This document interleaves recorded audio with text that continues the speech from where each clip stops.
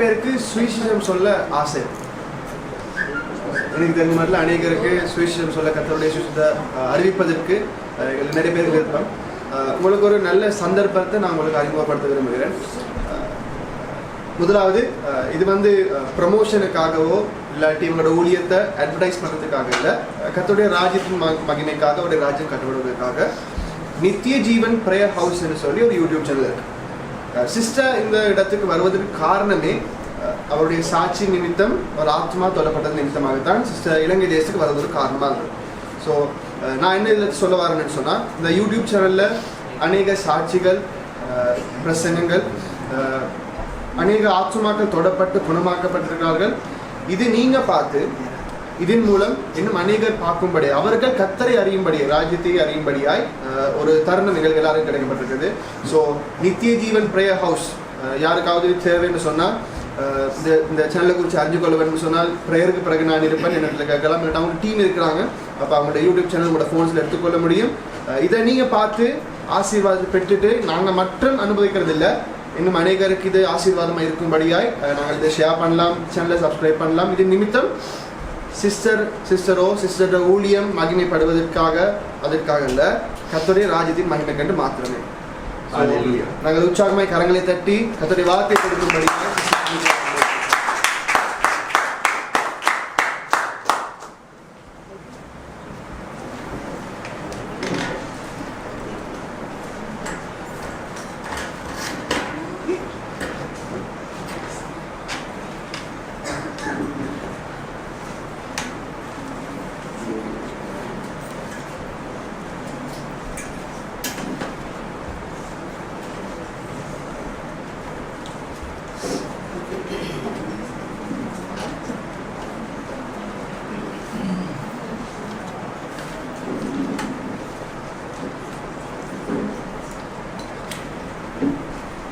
Praise the Lord. Praise the Lord.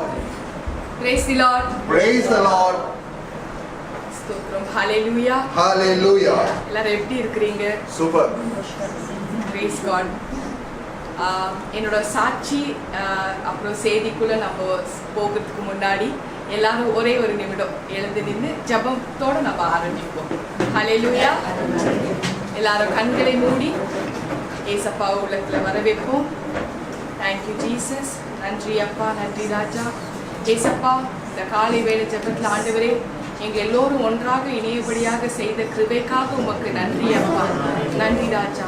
ஏசப்பா, நித்திய ஜீவன் team ஆண்டவரே மலேசியா தேசத்துலேருந்து ஸ்ரீலங்கா தேசத்து வரைக்கும் ஆண்டவரே நீங்கள் அழைத்து வந்த நோக்கம் நிறைவேறட்டும் சுவாமி.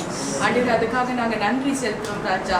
ஆண்டவரே இந்த மிஷினரி காரியத்துக்காக ஒழுங்குபடுத்தி இருக்கிற ஒவ்வொரு விடத்தை நீங்கள் ஆசீர்வதிக்கணும் ஆண்டவரே. இந்த நாள் 2வது நாள் எங்களோட மிஷினரி மூலியம் ராஜா. ஆண்டவரே எனக்கு இந்த இடத்துல ஆண்டவரே ஜீசஸ் ரெடி மினிஸ்ட்ரியில் வாய்ப்பு நீங்கள் கொடுத்ததுக்காக நன்றி அப்பா. அதுக்கு ஆண்டவரே நீங்கள் தேர்ந்தெடுத்த சகோதரி ஆண்டவரே விஜய ஆண்டவரே நீங்கள் ஆசீர்வதிக்கணும், அவங்க கணவரை நீங்கள் ஆசீர்வதிக்கணும், அவங்களோட ஊழியத்தை நீங்கள் ஆசீர்வதிக்கணும் ராஜா.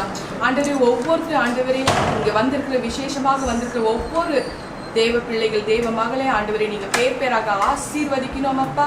அதுக்காக நான் ஜெபிக்கிறேன் அப்பா. ஏசப்பா, இந்த இடத்துல யாருமே பெரியவர் சின்னவர் யாருமே கிடையாது ராஜா, நீங்க மட்டும்தான் பெரியவர் ராஜா. நீங்க சொல்லி கொடுங்க, நாங்க கற்றுக்கொள்ள போகிறோம் சுவாமி. அதுக்காக ஆண்டவரே நான் ஜெபிக்கிறேன் அப்பா. ஒவ்வொருத்தரோட ஆவி ஆத்ம சரீரத்தை நீங்க ஆட்கொள்ளணும் ராஜா. சிந்தனைகள் எங்கும் செதறாதபடி ஆவியானவர் உங்களோட வார்த்தை மாத்திரமே கேட்கட்டும் சுவாமி. உங்களோட தெய்வீக பிரசன்னம் நீங்க இறங்கி வந்ததுக்காக நன்றி அப்பா, நன்றி ராஜா. மாம்சமான என்னை கொண்டு ஆவியானவரை நீங்க பேசுங்க, நீங்க இடைப்பெறுங்க. எங்கள் ஆண்டவராகிய இயேசு கிறிஸ்து நாமத்தினால் ஜெபிக்கிறேன் ஜீவனுள்ள நல்ல பிதாவே, ஆமென், ஆமென், ஆமென். ஹல்லேலூயா. உட்காருவோம். கர்த்தரின் பரிசுத்த நாமத்துக்கு ஸ்தோத்திரம். உள்ள இருக்கிறவங்களுக்கு கேக்குதா? சத்தம் கேக்குதா? Praise God. Thank you Jesus. என் கூட 6 பேர் எங்கள் டீம் வந்திருக்கிறோம் மலேசியாவிலேருந்து ஸ்ரீலங்கா தேசத்துக்கு. அவர் ஏதோ ஒரு நோக்கத்தாக தான் அனுப்பி விட்டுருக்கிறாரு இல்லையா? நம்ம தேசத்துலேருந்து இந்த இடத்துல என்னோட சாட்சியாக நிறுத்தியிருக்கிறார். அதுக்கு காரணம் அவர் இன்றைக்கு உயிரோடு இருக்கிறார் இல்லையா? அவர் இன்றைக்கு உயிரோடு இருக்கிறதுக்கு அதுக்கு ஒரு விட்னஸாக என்னையே நிறுத்தி இருக்கிறார். அவர் என்னோட சாட்சி மூலமாக அவரை அவர் எனக்கு எப்படி அறிமுகமானார், என்னோட சாட்சி மூலமாக தான் நானே அவரை பார்த்தேன். நான் ஒரிஜினலி கேத்லிக்கு, ஆனால் ஜீவனுள்ள தேவனை நான் பார்க்கல. என்னோட வாழ்க்கையில் வந்து எப்படி ஒரு மாறுதலை தேவன் கொண்டு வந்தாருன்றது நான் இங்கே தெரியப்படுத்துகிறேன். 2019 ஜூலை 3ஆம் தேதி எனக்கு மிகப்பெரிய பிரெயின் டியூமர் சர்ஜரி நடந்தது. இந்த காரியத்தை தம்பி சொன்ன மாதிரி நித்திய ஜீவன் யூடியூப் சேனலில் போனால் நித்திய ஜீவன் கேஎல் போட்டால் டீட்டெயிலாக வித் பிக்சரோட இருக்கும், நீங்கள் பாருங்க. ஹல்லேலூயா. 2019 ஜூலை 3ஆம் தேதி இந்த மாதம் தான் எனக்கு மிகப்பெரிய பிரெயின் டியூமர் சர்ஜரி. தலையில் 1 கிலோக்கு மேலே டியூமர் கட்டி இருந்தது. அது வந்து அந்த நாள் 11லேருந்து 5:30 மணி வரைக்கும் என்னோட சர்ஜரி டைமு. 2 மணிக்கு வந்து என்னோட உயிர் பிரிஞ்சிடுச்சு. எல்லாமே வந்து சயின்ஸ் டாக்குமெண்ட் எல்லாமே இருக்குது. உயிர், ஹார்ட் பீட் எல்லாமே நின்று எல்லாமே டெட்டு. என்னோட ஸ்பிரிட் வந்து வெளியில் வந்துச்சு, பாடியிலேருந்து வெளியில் வந்துச்சு. நான் என்னோட பாடி நானே பார்க்குறேன் என்னோட பாடியை. தலையை வந்து அப்படியே கட் பண்ணி வச்சுருப்பாங்க. இதெல்லாம் வந்து என்னோட சேனலில் நான் போட்டிருப்பேன், பிக்சரோடு போட்டிருப்பேன். தலையை கட் பண்ணி வச்சுக்கிறது, அப்புறமா ஸ்டீல் பவுலில் வந்து அது என்னோட சதை கட் பண்ணி வச்சுருக்காங்க. பாதி தான் கட் பண்ணி வச்சுருக்குறாங்க. அடுத்தது 2 பாக்ஸுக்குள்ள பிளாஸ்டிக் கண்டெய்னரு காலியாக இருந்துச்சு. அந்த 5:30 மணிக்கு எல்லாமே ஃபுல் ஆயிடுச்சு. ஸோ அப்படி ஒரு சூழ்நிலையில் மறித்து நான் பார்த்துட்டு இருக்கிறேன். எல்லாரும் டாக்டர்ஸ் எல்லாம் சொல்கிறாங்க ஸ்டிச்சஸ் எல்லாம் பண்ணி பாடியே ஃபேமிலிக்கு கொடுக்கலான்னு. நான் குழந்தையிலேருந்து ஏசப்பா வந்து படத்தில் சுருவத்தில் பார்த்து வளர்ந்துட்டு இருக்கிறதுனால அவர் ஏசப்பா யாருன்னு எனக்கு தெரியும். அவர் ஒரு க்ளவுடில் ஒரு பர்சன் வராரு. அவர் யாருன்னு பார்த்தா ஜீசஸ் கிரைஸ்ட். நான் பார்த்த குழந்தையிலேருந்து மனசில் பதிஞ்சிருக்கிற அதே ஜீசஸ் கிரைஸ்ட். அவரை பார்த்தக்குள்ளோ அப்படியே இறங்கி வந்து என்னோட ஸ்பிரிட்டை அப்படியே லிஃப்ட் பண்ணி கொண்டு போகிறார். எங்கே படியேறி கொண்டு போகிறாரு, பரதேசத்துக்கு, ஹெவனுக்கு கொண்டு போகிறார். நான் படியேறி போகிறேன். யோவான் 5ஆம் அதிகாரத்தில் 21-22 படி எனக்கு உயிர் கொடுத்துட்டு கொண்டு போகிறார். என்னோட ஆத்மாவுக்கு உயிர் கொடுத்து அவர் கொண்டு போகிறாரு. அங்கே போகிறக்குள்ளோ பரலோக ராஜ்யத்துக்கு அந்த ஹெவன் டோர், நான் ஹெவன் டோருக்கு முன்னுக்கு நிற்கிறேன். அப்படியே அந்த ராஜ்யம் அப்படியே திறக்குது, அந்த டோர் அப்படியே திறக்குது. உள்ளே போய் ஒரு நல்ல அருமையான உலகம், வித்தியாசமான ஒரு உலகம், பேரடைஸை நான் வந்து பார்க்குறேன். எல்லா different types of fruits, trees, அப்புறம் இந்த லேக்கு, ரிவரு, மவுண்டனு, அப்புறம் ஃபால்ஸ், வாட்டர் ஃபால்ஸ், அதெல்லாம் பார்க்குற ரொம்ப நல்லா இருந்தது. இனிமையான மியூசிக், தேவதூதர்களோட மியூசிக் வர கேட்குறேன்.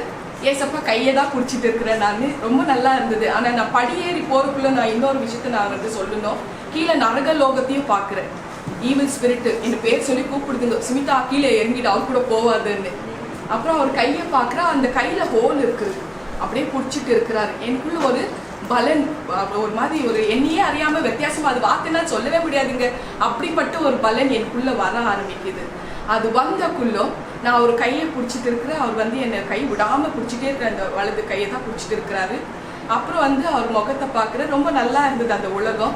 இங்கே அப்படியே செட்டில் ஆகிடலாமான்னு தோணுச்சு. அவர்கிட்ட சொல்கிறேன், ஆண்டவரே நான் இங்கே இருந்துடுறேன் ஆண்டவரே அப்படின்னு சொல்லிட்டு ஏசப்பாவை கேட்குறேன். அவர் பார்க்குறாரு, முகத்தை பார்க்குறாரு, எதுவும் வார்த்தை பேசலை, மௌனமாக தான் இருக்கிறாரு. ஒரு புன்னகை, லைட்டாக ஒரு ஸ்மைல் ஆகுது. ஸோ அந்த பார்க்குறேன். சரி, அப்புறம் வந்து அழுகிற சத்தம் கேட்குது. எங்கே என்ன ஏன் அழுகுறாங்க, இங்கெல்லாம் இவ்வளோ நல்லா மியூசிக், இவ்வளோ நேரம் நல்லா தானே போயிட்டு இருந்துச்சு, அழுகிற சத்தம் கேட்குது. அப்புறம் வந்து கீழே வந்து அப்படியே பார்க்குறேன். என்னோட மூத்த மகள், எனக்கு வந்து எங்கள் ஹஸ்பண்ட் தம்பி அவங்க சொன்ன மாதிரி அவர் டென்மார்க்கில் இருக்கிறாரு. டென்மார்க்கில் எங்கள் கணவர் லாஸ்ட் மந்த்து தான் அவருக்கு டென்மார்க்கில் வேலை கிடைச்சிச்சின்னு அங்கே போயிட்டாரு. இப்போது என்னோட மூத்த மகளோடு வந்திருக்கிறேன். எனக்கு 2 பசங்க.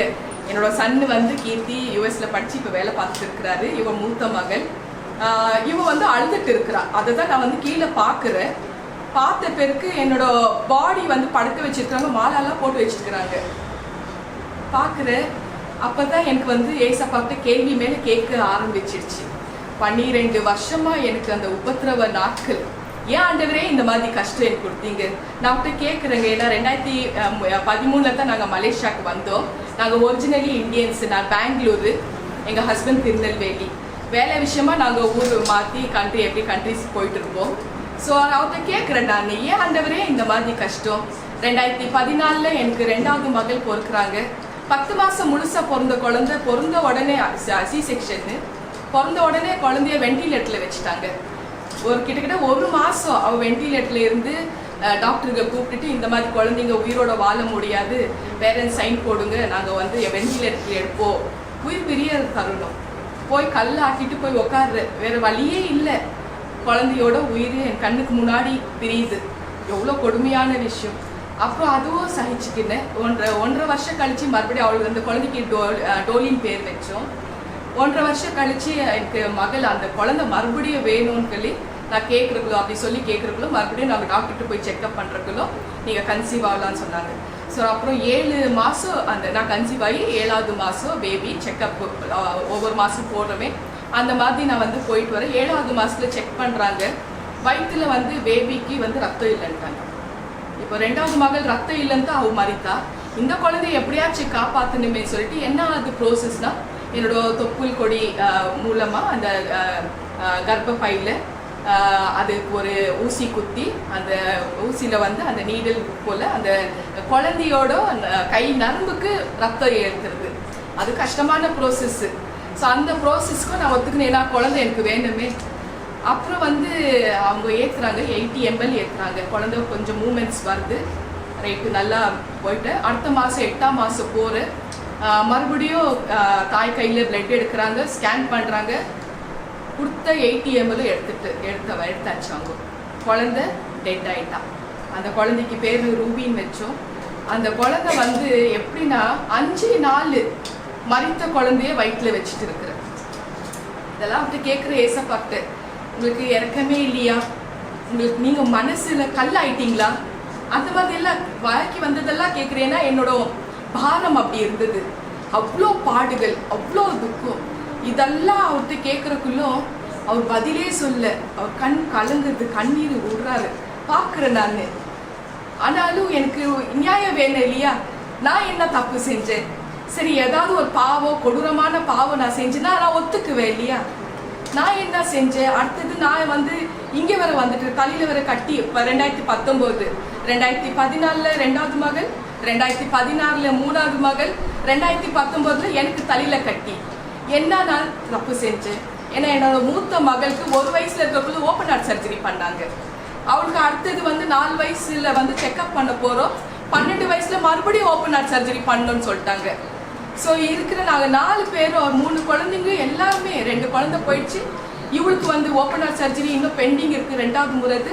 எனக்கு வந்து தலையில் கட்டி கொடுத்துட்டு சாகடிச்சு மேலே கொண்டு போயிட்டாரு.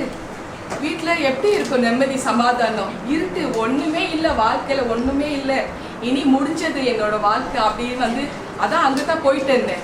இதெல்லாம் கேட்குறேன். அப்படி கேட்குறக்குள்ளோ இன்னொரு குரல் சத்தம் கேட்குதுங்க. நான் முதல் மோட்சத்தை தான் போனேன். 3ஆம் மோட்சத்தில் பிதாவோட சத்தம், ரொம்ப கணீரமான சத்தம். சங்கீதம் 29ஆம் அதிகாரத்தில் அவரோட குரல் எப்படிப்பட்ட ஒரு குரல்ன்றது அந்த அத்தியாயம் முழுக்க நீங்கள் வாசிச்சா உங்களுக்கு தெரியும். என்னோட சாட்சி முழுக்க முழுக்க வேதத்தில் உள்ளது தான். ஹல்லேலூயா. அப்படிப்பட்ட ஒரு குரல் என்ன பேசினார் தெரியுமா? உன் முன்னோர்கள் செஞ்ச பாவம் வந்து சாபமாக மாறியது, அதுதான் உன்னை வந்து இங்கே அண்டியது. யாத்ராகமும் 34:7 வசனம். 3 தலைமுறைக்கு தேவன் விசாரிச்சு 4ஆம் தலைமுறைக்கு நியாயத்தீர்ப்பு கொடுத்திருக்கிறார். என்னோட 3ஆம் தலைமுறையில ஒரு விஷயம் நடந்திருக்குது, அதாவது கட்டளைகள் மீறுதல், ஒரு கொலை, ஒரு தற்கொலை நடந்திருக்கு. அந்த ஆத்மா 2ம் மேல வரலையா. அதனால தான் என்னோட குழந்தைங்க 2 பேரும் அவர் எடுத்துக்கிட்டேன்னு ஜட்ஜு, நியாயாதிபதி சொல்றாரு. யாரு? ஃபாதர், பரலோகத்தில் இருக்க தந்தை அப்பா சொல்றாரு. ஸோ அதனால தான் நான் எடுத்துக்கினேன். நீ போய் என்னோட ஜனங்களுக்கு போய் தெரியப்படுத்து, என்னோட கட்டளைகள் மீறுதல் பற்றி தெரியப்படுத்து, நான் எப்படி நியாய தீர்ப்பு பண்ணுறேன்னு போய் தெரியப்படுத்து அப்படின்னு சொல்கிறக்குள்ள அவர் வந்து எதுக்கு வந்து அந்த 3 தலைமுறைக்கு அந்த பாவம் சாபமாக ஆனது ஒரு முடியல எனக்கு காமிச்சிட்டாரு. அது எனக்கு ஒரு நியாயமாக பட்டது. அதுக்கப்புறம் இந்த பக்கம் ஏசப்பா முகம் பார்த்துட்டே இருக்கிறேன் நான். அவர் வந்து அப்போ தான் சொல்கிறாரு, என் பிதாவோட கட்டளை நான் நிறைவேற்றத்தான் வந்தேன், நான் அழிக்க வரல. அதே நேரத்தில் மக்களுக்கு நீ வந்து அவர் திரும்ப அனுப்ப போகிறாருல்ல பூமிக்கு, மக்களுக்கு போய் சொல்லு, என்னோட அன்பை பற்றி சொல்லு, என்னோட மன துக்கத்தை பற்றி சொல்லு. நிறைய பேர் கஷ்டத்தில் பாதிக்கப்பட்டிருக்கிறாங்க, நீ ஜெபம் பண்ண, நான் வந்து விடுதலை கொடுக்குறேன், அதை பற்றியும் போய் சொல்லுன்னு சொல்கிறார். ஸோ அப்படி சொல்கிறக்குள்ளோ எனக்கு அந்த ஆப்ரேஷன் தியேட்டரில் அந்த 2 மணிக்கு இந்த மாதிரி வந்து உயிர் பிரிந்து என்னை கொண்டு போகிறாரு. இந்த விஷயங்கள்லாம் 1 மணி நேரம் அவர்கிட்ட நான் வந்து பேசி என்னோட நியாய தீர்ப்பத்தை பற்றியெல்லாம் வந்து எனக்கு தெரியப்படுத்தி அதுக்கப்புறம் வந்து நான் சரி போய் தெரியப்படுத்துகிற ஆண்டவரே அப்படின்னு சொல்கிறேன். அப்புறம் இன்னொரு விஷயம் என்ன, அவனுக்கு சமாதானம் கொடுத்து அனுப்புனேன் இல்லையா, அப்போ அவர் சொல்கிறார், பிதா சொல்கிறாரு, நீ கவலைப்படாத, உன்னோட 2 குழந்தைங்க என்கிட்ட தான் இருக்கு அப்படின்னு சொல்லி ரொம்ப சந்தோஷமா, தாய்க்கு இது விட வேற என்னங்க வேணும் இல்லையா. ரொம்ப சந்தோஷமாயிடுச்சு. யாருன்னு இப்படி பார்க்குற அந்த ஜீசஸ் கிரைஸ்ட்ல அந்த தேவனை பார்க்குறேங்க. அப்படியே ராஜா போல அவர் தான் அப்படியே மாறி அதிசயங்கள் செய்கிற தேவனாச்சு. டக்கு டக்குன்னு மாறிட்டு இருக்கிறாரு. அப்படியே சிங்காசனத்தை பார்க்குற, முகம் பார்க்குற ஜீசஸ் கிரைஸ்ட். நான் வந்து குழந்தையிலேருந்து வளர்ந்துட்டு வந்ததில் பார்த்துட்டு அந்த முகத்தை பார்க்குற ராஜா போல. அவ்வளோ அந்த கிரீடம் அவ்வளோ வெளியேறப்பட்ட நவரத்தினங்கள் அப்படி ஜொலிக்குது. ஸோ அந்த பார்த்துட்டு அப்புறம் வந்து அடுத்த நொடியில் டக்குன்னு இப்படி திரும்பி பார்க்குற ஏழ்மையான ஏசப்பா பார்க்குறேன். இவர் வரைஞ்சிடுறாரு. அந்த ஏழ்மையான ஏசப்பா பார்க்குறக்குள்ள ஒரு மலை தின்ன மேலே அவர் உட்கார்றாரு. பக்கத்துல என்னோட டோலி நிற்கிறா, 1 வயசு குழந்தை நிற்கிறா. அப்புறம் என்னோட 8 மாச குழந்தை ரூபி மடியில் இருக்கிறாங்க. அது பார்த்த உடனே எனக்கு ரொம்ப சந்தோஷம். எனக்கு ஊழியனா என்னன்னு தெரியாது, என்ன பண்ண போறேன்னு அதெல்லாம் தெரியாது. என் குழந்தைங்க அங்கே பார்த்துட்டேன்னா ரொம்ப சந்தோஷம் ஆயிடுச்சு. ஸோ அப்புறம் அப்படியே உட்காந்துட்டேன். எனக்கு வந்து அதுதான் உயர்ந்த இடமா இருந்தது. அவர்கிட்ட அவர் பாதத்தில் உட்காந்து என் கண்ணீரை விட்டு விடுறேன். ஆண்டவரே, இந்த குழந்தைங்க 2 பேரும் நீங்கள் பார்க்குற மாதிரி நிச்சயமாக நான் பார்க்க முடியாது. ஆனால் என்னோட மூத்த மகளுக்கு 12 வயசுல மறுபடியும் 2வது முறை ஓப்பன் ஹார்ட் சர்ஜரி பண்ணணும்னு சொல்லியிருக்கிறாங்க. நான் இருக்கணும் அங்கே அப்படின்னு தான் கேட்குறேன். அப்புறம் வந்து சரி நீ போமா, கர்த்தரின் காரியத்தில் நீ சீராயிரு, கர்த்தருக்கு உண்மையாயிரு, தேவ பயத்தோட இருன்னு சொல்லிட்டு என்னை வந்து அனுப்பி விடுறாரு. கரெக்டாக 3 பெல் அடிக்குது, 3 மணி எனக்கு மத்தியானம் இது. அப்புறம் எனக்கு வந்து மறுபடியும் என்னோட ஸ்பிரிட்டை பாடியில் படுக்க வச்சுட்டு போயிடுறாங்க. அப்புறம் வந்து ஆட்டோமேட்டிக்லி வந்து ஹார்ட் பீட் எல்லாம் பல்ஸ் எல்லாம் ஒர்க் ஆக ஆரம்பிச்சு 5:30 மணிக்கு வெளியில் கொண்டு வந்துட்டாங்க. 1 நாள் சர்ஜரி, 2வது நாள் ஐசியூவில் இருந்த, 2 நாள் தான் வார்டு. 5வது நாள் டிஸ்சார்ஜ் ஆகி இந்த மாதிரி பேச ஆரம்பிச்சிட்டேங்க. ஆச்சரியம், டாக்டர்ஸ்க்கெல்லாம் ஆச்சரியம். மிராக்கிள் உமன்னு சொல்லுவாங்க என்ன. அதுக்கப்புறம் சரி 1 மாதம் ரெஸ்ட் எடுத்துட்டு அப்புறம் மலேசியாவுக்கு மறுபடியும் வந்து நான் முழுக்க ஞானஸ்தானம் எடுத்துட்டேன். கார்டினல் ரெவலர் டாக்டர் விஜி செல்வராஜ் அவர்கிட்ட முழுக்க ஞானஸ்தானம் எடுத்துட்டேன். ஏன்னா வந்து என்னது பெங்களூரில் பிறந்து வளர்ந்தேன். என்னோட லாங்குவேஜ் மதர் டங் வந்து கன்னடா. தமிழ் எனக்கு எழுத படிக்கவே தெரியாது. என்னோட கன்னடா பைபிளை தான் நான் படிப்பேன். படிச்சக்குள்ளோ அதை டிரான்ஸ்லேட் பண்ணித்தான் இப்போ நான் தமிழில் பேசிட்டு இருக்கிறேன். தமிழ் எல்லாருக்கும் ஓகேவா? புரியலன்னா கேளுங்க, மறுபடியும் நான் வந்து சொல்கிறேன். ரைட்டா? ஸோ நான் வந்து 14ஆம் தேதி, செப்டம்பர் 14ஆம் தேதி 2019 நான் வந்து அதே மாதம் நான் குழுப்பமாக ஞானஸ்தானம் எடுத்துட்டேன். அதே நேரத்தில் என்னோட மகளுக்கு ஜூலை மாதம் தான், எனக்கு 3ஆம் தேதினா அவளுக்கு 31ஆம் தேதி. ஒரே மாதத்தில் 2 பேருக்கும் அவளுக்கு ஓப்பன் ஹார்ட் சர்ஜரி, எனக்கு ஓப்பன் ஹெட் சர்ஜரி. 2 பேரும் தேவன் வந்து உயிரோட வச்சுட்டாரா. ஸோ அதில் வந்து ரொம்ப சந்தோஷமாயிட்டு நாங்கள் முழுக்க ஞானஸ்தானம் எடுத்துக்கணும். அதுக்கப்புறம் வேதத்தை நான் படிக்க ஆரம்பித்தேன். 2 நாள் தான் படித்தேன். 2 நாள் படிக்கிறதுக்கு ரொம்ப இன்ட்ரெஸ்டிங்காக இருந்தது. மோசஸ் வந்து ஃப்ரெண்டு போல முகமாக பேசுகிறாங்க இல்லையா. மோசஸ் என்னாகமும் 7:89 முகமாக பேசுகிறாங்க. ஆபிரகாம் ஸ்நேகிதரை போல பேசுகிறாங்க. இப்போ நான் வந்து அந்த கட்டளைகள் வந்து ஃபாலோ பண்ணணும், சொல்லணும், ஜனங்களுக்கு மக்களுக்கு சொல்லணும். இப்போ நான் சொல்லுறேன்னாக்கா நீங்களாம் என்ன நம்பணும் இல்லையா. அப்போ நம்புறேன்னாக்கா அவரோட வல்லமை எனக்கு வேணும், அவரோட அற்புதங்கள் எனக்கு வேணும், அவரோட வரங்கள் எனக்கு வேணும். அப்புறம் வந்து நான் 17ஆம் தேதி ஏர்லி மார்னிங் கரெக்டாக 3 மணிக்கு என்னோட மலேசியா ரூமில் வீட்டில் அவர் என்னோட பேர் சொல்லி அழைக்கிறார், சுமிதான்றாரு. சரி வெளியில் வரேன், நான் என்னோட பெட்ரூம்லேருந்து வெளியில் வரேன். அந்த தேவனை நான் வந்து எப்படி வந்து ஒரு பிரகாசமாக 100 டியூப்லைட் வெளிச்சத்தில் அவ்வளோ பியூர் ஒயிட் ட்ரெஸ்ஸில் பிரகாசமாக இருக்கிறாரு. அவர் வந்து சொல்கிறார், நான் தான் ஜீசஸ் கிரைஸ்ட் அப்படின்றாரு. அவரே இன்ட்ரடியூஸ் பண்ணிக்கிறாரு. ஸோ இவர் வந்து நம்ம வீட்டில் வந்திருக்கிறாருன்றது எனக்கு ரொம்ப சந்தோஷம். அன்னைக்கு வந்து எவ்வளோ கேள்வி கேட்டேன் அவர்.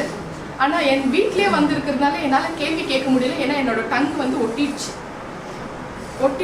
வார்த்தையே வரல. அவர் பேச ஆரம்பிக்கிறாரு. நான் அன்னைக்கு கேள்வி கேட்டேன்ல, 12 வருஷம் நான் பொறுக்கிறதுக்கு, 12 வருஷம் இல்லை, நான் பொறுக்கிறதுக்கு முன்னாடி என்ன அவருக்கு தெரிஞ்சுக்கினாரா. அவரோட ஊழியத்துக்கு தான் அழைக்கிறேன்னு கூட அவங்க வந்து பிளான் பண்ணி வச்சிருக்கிறாங்க எவ்ரி திங். ஸோ என்னோட 12 வருஷம் உபத்திரவ காலத்தில் அவர் தான் வந்து ஒவ்வொரு நாளும் ஒவ்வொரு நொடியிலும் அவரும் இருந்திருக்கிறார் அப்படின்னு சொல்கிறக்குள்ளோ எனக்கே ஒரு மாதிரி அந்த கில்ட்டி கான்ஷியஸ் இல்லை, அது வந்துடுச்சு. ஐயோ என் கூடவே இருந்தார், இவரு போய் இப்படியெல்லாம் திட்டுனேன் நான்னு சொல்லி. அப்புறம் என்னோட தலையை தடவி கொடுத்தாரு, என்னோட டங்கை வந்து தொட்டாரு, நாவை தொட்டாரு. அப்புறம் தொட்டுட்டு அவரோட கிருபாதார வரங்கள்னால நிரப்பிட்டாரு. டோட்டல் முழு பைபிளை தலையில நிரப்பிட்டார். அப்புறம் அவர் சொன்னாரு, யாருக்கெல்லாம் நீ என்ன தேவை இருக்குதோ நீ ஜெபம் பண்ணு, அவங்களுக்கு அற்புதத்தை நான் செய்வேன் அப்படின்னு சொல்லு. 3 வருஷத்தாங்க என்னோட ஊழியம். ஸோ அப்புறம் வந்து இன்னொன்று சொன்னாரு, இப்போ நான் வந்து அடுத்தது பைபிள் ஸ்கூல் போனோம், அந்த காரியங்கள் எல்லாம் பண்ணோம். ரொம்ப ஸ்ட்ரிக்டாக வர சொல்லிட்டாரு. அவர் சொன்னதுதான் 1 யோவான் 2:27 படி நானே உனக்கு வந்து டீச் பண்றேன், நீ எங்கே போய் படிக்க எல்லாம் வேண்டான்ட்டாரு. ஸோ அவரே வந்து எனக்கு ஒவ்வொரு நாளும் சுவிசேஷ போதனை பண்ண ஆரம்பிச்சிட்டாரு. முதல்ல எனக்கு வந்து நன்றி சொல்லு, ஸ்தோத்திர நன்றி சொல்லணும், ஆத்மாவே கர்த்தருக்கு நன்றி சொல்லு, அதுலேருந்து ஆரம்பிக்கிறாரு. ஸோ சர்ச்னா என்ன, ஆலயம்னா என்ன, எப்படி வந்து ஆலயத்தில் அவர் இருக்கிறாரு, நம்ம எதுக்காக வரோம், என்ன தேவைக்காக வரோம், எந்த மாதிரி காரியம் இருந்தால் அவர் வந்து ஆசீர்வாதம் பண்ண போறார், அத்தனையும் அவர் தான் எனக்கு வந்து டீச் பண்ணியிருக்கிறார். ஹல்லேலூயா. இதுதான் என்னோட சாட்சி. இது நீங்க வந்து டீட்டெயிலா யூடியூப் சேனல்ல போய் பார்த்தீங்கன்னா தெரியும் உங்களுக்கு. யாருக்கு ப்ரேயர் ரிக்வெஸ்ட் வேணுமோ என்னோட வாட்ஸ்அப் நம்பர் அதில் டிஸ்பிளே ஆகும். வாய்ஸ் ரெக்கார்டு இல்லை டெக்ஸ்ட் மெசேஜில் உங்களோட ப்ரேயர் ரிக்வெஸ்ட் அனுப்பி விடுங்க. ப்ரே பண்ண பிறகு உங்களுக்கே தெரியும் வல்லமைகள் நடக்கும். ஹல்லேலூயா. கர்த்தரின் பரிசுத்த நாமத்துக்கு ஸ்தோத்திரம். அவர் என்ன சொன்னார்னாக்கா, ஒரு சர்ச்னா எப்படி இருக்கும், அது இப்போ பாருங்க, நம்ம இந்த இடத்துல இருக்கிறோம், வந்திருக்கிறோம் ஏதோ ஒரு நோக்கத்துக்காக. நம்மளோட மனசு தான், நம்மளோட ஆவி ஆத்மால அந்த தேவனை நம்ம தரிசிக்கணும், பார்க்கணும். இப்போ என்னை பொறுத்த வரைக்கும் இந்த இடத்துல சிங்காசனத்துல அவர் உட்கார்ந்துட்டு இருக்கிறார். அவர் ராஜா, அவர் ரொம்ப நமக்கு இவ்வளோ சமீபமா இருக்கிறார். அவர் ரொம்ப தூரம், ரொம்ப ஃபாரு, ரொம்ப உயரத்துல இருக்கிறாரு. அப்படியெல்லாம் நம்ம யோசிக்கவே வேண்டாம், எவ்வளோ சமீபமா இருக்கிறாரு இல்லையா. நம்ம வாசிப்போம், உபாகமும் 4:7 வாசிப்போம். ஹல்லேலூயா. நம்முடைய தேவனாகிய கர்த்தரை நாம் தொழுது கொள்கிற போதெல்லாம் அவர் நமக்கு சமயமாய் இருக்கிறது போல தேவனை இவ்வளவு சமயமாய் பெற்றிருக்கிற வேறு பெரிய ஜாதி எது? ஆமீன். ஆமீன். எவ்வளோ சமீபமா இருக்கிறார், ரொம்ப ஃபாரா உயரத்துலலாம் இல்லைங்க, நம்ம கூடவே, நம்ம எதிர்க்கவே, நம்ம எவ்வளோ சமீபமா எவ்வளோ க்ளோஸா இருக்கிற தேவன். அப்படிப்பட்ட தேவன் நம்ம கூட இருக்கிறாரு. நம்மளை விட உயர்ந்த ஜாதி வேற யாருமே கிடையாது. ஹல்லேலூயா. அவர் எதற்காக உட்காந்துட்டு இருக்கிறாரு, நான் உனக்கு என்ன செய்யணும் சொல்லு, உனக்கு என்ன வேணும் சொல்லலாம், நீ எது கேட்டாலும் நான் தரேன், நான் நீ கேட்கறதெல்லாம் நான் கொடுக்குறேன், அதுக்காக தான் நான் வந்திருக்கிறேன், அதுக்காக தான் நான் உட்காந்துட்டு இருக்கிறேன். இதுதான் அந்த பரிசுத்த ஸ்தலம். இந்த ஸ்தலம் ஒரு பரிசுத்த ஸ்தலமா நம்ம நினைச்சா மட்டும்தான் இந்த நாளில் உங்களுக்கு எல்லா ஆசீர்வாதங்களும் நீங்க கேட்க வந்திருக்கிற ஆசீர்வாதங்கள் உங்களால ரிசீவ் பண்ண முடியும். இந்த இடம் பரிசுத்தமான ஸ்தலம். நான் வந்து மலேசியா தேசத்துல ஜீசஸ் ரிடீம்ஸ் மினிஸ்ட்ரியில நான் வந்து ஒரு part, I am a member, warriors of Jesus. அதில் நான் மெம்பரு. இன்னும் ஒரு விஷயம் என்னன்னா, நான் வந்து ஜூம் மீட்டிங்கில் தான் அட்டென்ட் பண்ணுவேன். ஏன்னா எனக்கு நேரம் அவ்வளோவா இருக்காது. நான் ஜூம் மீட்டிங்கில் அட்டென்ட் பண்ணுவேன். இந்தியா தேசத்தில் உள்ள ஆளுகள், சிங்கப்பூர், மலேசியா எல்லாமே குரூப்பாக நாங்கள் சேருவோம். ஒரு கிட்டத்தட்ட ஒரு 100-150 பேருன்னு வச்சுக்கலாம். எனக்கு இப்போ கணக்கெல்லாம் சொல்ல டைம் அப்ராக்சிமேட்டாக சொல்கிறேன். அப்ராக்சிமேட்டாக அவ்வளோ பேரும் நாங்கள் ஜூம் மீட்டிங்கில் இருப்போம். என்னோட சாட்சி, மலேசியா தேசத்தில் இருக்கிற செக்ரட்டரி இருக்கிறாங்க, பானு சிஸ்டர்ன்னு, ஜீசஸ் ரிடீம் மினிஸ்ட்ரியில் மலேசியாவில் பெரிய சிஸ்டர் பானு சிஸ்டர். அவங்க வந்து என்னோட சாட்சி வந்து நீங்கள் ஷேர் பண்ணுங்க, எல்லா பாஸ்டர்மார்கள்லாம் இருக்கிறாங்க. அந்த சாட்சி நிறைய பேருக்கு அது ரீச் ஆச்சு. ஆனால் மலேசியாவில் தான் நிறைய பேர் இருக்கிறாங்க அந்த ஜூம் மீட்டிங்கில். ஆனால் என்னால் லைவாக போய் அவங்ககிட்ட என்னோட சாட்சி ஷேர் பண்ண முடியல. ஆனால் எனக்கு நம்ம எல்லாம் எவ்வளோ பிளெஸ் தெரியுமா, ஸ்ரீலங்கா தேசம் எவ்வளோ பிளெஸ்டு. நேரடியாக ஜீசஸ் ரிடீம் மினிஸ்ட்ரியில் என்னை வந்து உங்கள் நடுவில் சாட்சி சொல்ல வச்சிருக்கிறாரு. இதுதான் நம்ம தேவை. அந்த நாட்டில் ஜூம் மீட்டிங்கில் பேசுகிற, வீடியோ காலில் பேசுகிற, இந்த மீட்டிங்ல இந்த நாடு கடல் தாண்டி இந்த நாட்டில் டைரக்டா உங்கள்கிட்ட பேசிட்டு இருக்கிற அதே ஜீசஸ் ரிடீம்ஸ் மினிஸ்ட்ரியில மோகன் அண்ணன் எங்க வீட்டுக்கு, நாங்க ஹஸ்பண்ட் வீடு வந்து திருநெல்வேலி, ஒரு மணி நேரம் தான் 4 மாவடிக்கு அடிக்கடி நாங்க போயிட்டு வருவோம். ஸோ இப்படிதான் நாங்க தேவன் எங்களை வழி நடத்திட்டு வந்துட்டு இருக்கிறாரு. ஹல்லேலூயா. ஸோ ஆண்டவர் வந்து சொல்றாரு, அவரை மனதார யாரெல்லாம் இப்போ வந்து இந்த இடத்துல ராஜா உட்கார்ந்துட்டு இருக்கிறாரு இல்லையா, நம்ம இவ்வளோ சமீபமாக இருக்கிறோம். அவர் சொல்றாரு, யாரெல்லாம் என்னை மனதார நேசிக்கிறாங்களோ, அவங்களோட உள்ளத்தை எனக்கு ஒப்பு கொடுக்குறாங்களோ, நான் அவங்களுக்கு ரொம்ப சமீபமாக இருப்பேன். நான் சமீபமாக இருப்பேன், அவங்கள அனைத்து நான் முத்தமிடுவேன். அவ்வளோ க்ளோஸா இருக்கிறாருங்க. அப்படிப்பட்ட தேவன் நம்ம எல்லாம் எவ்வளோ பாக்கியசாலிகள். நம்ம எல்லாம் பாக்கியசாலிகள் தானே. ஹல்லேலூயா. இவ்வளவு சமீபமாக நம்ம தேவனை பெற்றிருக்கிறோம். அந்த தேவன் எப்படிப்பட்ட தேவன் தெரியுமா? இந்த இடத்துல எப்படி நம்ம வந்து வர்ஷிப்ல வந்திருக்கிறோமோ அதே டெமோ தான் பரலோகத்திலையும் அப்படிதான் இருக்கும்.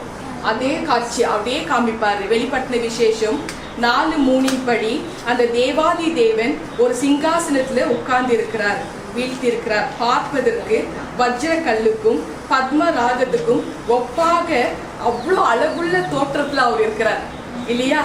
அந்த தேவன் அங்க உட்கார்ந்துட்டு இருக்கிறாரு. அந்த பிரகாசம் உள்ள ஒரு கல்லாக அங்க விளங்குகிறார். வெளிப்படுத்தின விசேஷம் 4:10 எல்லாம் நோட் பண்ணிக்கங்க. அப்புறம் நீங்க நிதானமா போய் அதை ரெஃபர் பண்ணுங்க, உங்களுக்கு தெரிய வரும். வெளிப்படுத்தின விசேஷம் 4:10 24 மூப்பர்கள் உட்கார்ந்து இருக்கிறாங்க, அவரை தொழுது கொண்டு இருக்கிறாங்க.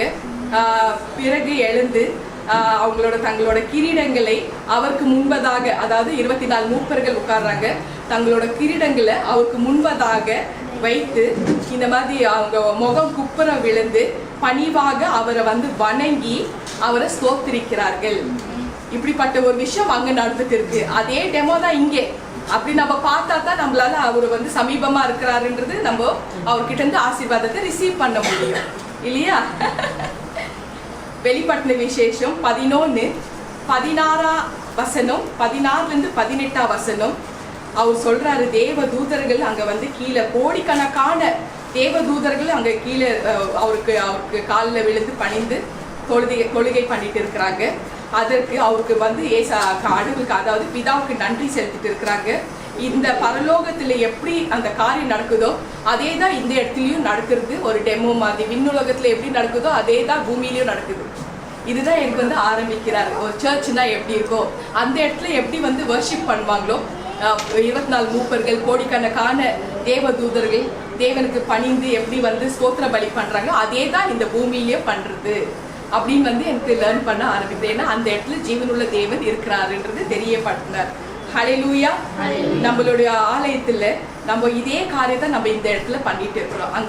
இங்கேருந்து நேரா அங்க இருக்கோம் டெமோ. அங்கேருந்து பார்த்துட்டு இருக்கிறாங்க நம்ம யாரெல்லாம் வந்திருக்கிறோம்னு. அப்போ அங்க பார்க்கறதுக்குள்ள நம்ம தேவன் இங்க இடத்துல உட்கார்ந்துட்டு இருக்கிறார். இதே தான் இங்கே இறங்கி இருக்கு. நம்ம அந்த தூதர்களோட நம்மளும் சேர்ந்து அவரை தொழுகை பண்ணிக்கிட்டு இருக்கிறோம். ஹல்லேலூயா. கர்த்தரின் பரிசுத்த நாமத்துக்கு ஸ்தோத்திரம். அதுதான் ஏசப்பா போறதுக்கு முன்னாடி 1000 வருஷத்துக்கு முன்னாடி ஏசாயா தீர்க்கதரிசி இந்த காட்சியை பார்த்துறார். ஆலயத்துல இந்த மாதிரி ஒரு காட்சியை பார்க்கிறார். ஏசாயா 6 அதிகாரத்துல 1-3 தேவன் உயரமும் உன்னதுமான ஒரு சிங்காசனத்துல வீற்றிருந்தார். அவருடைய உடை வஸ்திரம், அதாவது ஆடை, ஆலயம் முழுவதும் நிரம்பி இருந்தது. 6 செட்டைகள் உள்ள சேராபீன்கள் என்ற விசேஷித்த தேவ தூதர்கள் அவருக்கு முன்பதாக பறந்து கொண்டிருக்கிறார்கள். 2 செட்டைகளால முகத்தை மூடி, 2 செட்டைகளால தங்கள் கால்களை மூடி, 2 செட்டைகளால தேவனாகிய சேனைகளின் கர்த்தர் பரிசுத்தர் பரிசுத்தர் பரிசுத்தர்ன்னு சொல்லிட்டு வர்ஷிப் பண்றாங்க. அதே தான் நம்ம இங்க பண்ணிட்டு இருக்கோம். இது வந்து தீர்க்கதரிசியான ஏசாயா பார்க்கிறாரு. பார்த்ததுனால தான் இதை எழுதி வைக்கிறாரு. ஹல்லேலூயா. கர்த்தரின் பரிசுத்த நாமத்துக்கு ஸ்தோத்திரம். சங்கீதம் 11:4 படி தேவன் நம்மளுடைய பரிசுத்த ஆலயத்துல இருக்கிறார். தேவன் இது பரிசுத்த ஆலயங்க. இது வந்து பரிசுத்த ஆலயமா நம்ம வந்து நினைக்கணும். ஏன்னா இங்க ராஜா உட்கார்ந்துட்டு இருக்கிறார். ஹல்லேலூயா. நம்மளோட ஆலயத்துல இதே காரியத்தை நம்ம வந்து ஒவ்வொரு நாளும் பண்ணணும் தேவன் விருப்பப்படுறார். ஹல்லேலூயா. இந்த அனுபவத்தோட நம்ம பார்க்கணும். நம்ம இந்த வந்து எப்போ வந்தாலும் எந்த இடத்துல போனாலையும் ஆலயத்துல இந்த இடம் எப்படி இருக்கா, இது இப்படி இருக்கா, இது எப்படி இருக்கா, அதெல்லாம் பார்க்க கட்டடத்துல இது நல்லா இருக்கா, இது அழகா இருக்கா, அதெல்லாம் பார்க்க மாட்டோம். நம்மளோட ஆவியில அவர் இருக்கிறாரா, அவர் இங்க உட்கார்ந்துட்டு இருக்கிறாரா, அவரோட பிரசன்னம் இருக்கா, அது தாங்க நம்ம பார்க்கணும். ஹல்லேலூயா. நம்ம உண்மையாகவே இருக்கிற தேவாதி தேவனை பார்க்கத்தான் நாங்க வந்திருக்கிறோம். இங்க பார்த்துட்டு இருக்கிறேன், இங்க பேச வச்சுட்டு இருக்கிறாருன்னா அவர் இருக்கிறார். ஹல்லேலூயா. உண்மையாகவே நம்ம தேவாதி தேவனை பார்க்க வந்திருக்கிறோம். நம்மளுடைய ஆவியில அவரை தரிசிக்க முடியும், நம்மளுடைய இருதயத்துல அவரை தரிசிக்க முடியும், நம்மளோட மனதில் அவரை தரிசிக்க முடியும். ஹல்லேலூயா. அவர் எப்படிப்பட்டவராக இருக்கிறார் என்று விண்ணுலகத்தில் இருக்கிறத போலவே அதே விதத்துல இந்த இடத்துல சிங்காசனத்துல உட்கார்ந்துட்டு இருக்கிறார். அதே மாதிரி 24 மூப்பர்கள் இந்த இடத்துல இருக்கிறாங்க. தேவதூதர்கள் கொண்டு நிரப்பி இருக்கிறாரு. எப்படி அவங்க வந்து தொழுகை பண்றாங்களோ அவங்களோட சேர்ந்து நம்மளும் தொழுகை பண்ணிட்டு இருக்கிறோம். ஹல்லேலூயா. ஸ்தோத்திர பலிகளை நம்ம செலுத்திட்டு இருக்கிறோம். தேவன் வந்து இஸ்ரவேல் மக்களோட துதியில வாசம் செய்கிற தேவன் இல்லையா? சங்கீதம் 22:13 படி இப்படிப்பட்ட தேவன் என்ன மாதிரி நம்ம வந்து ஸ்தோத்திர பலி நம்ம செலுத்துறோம்.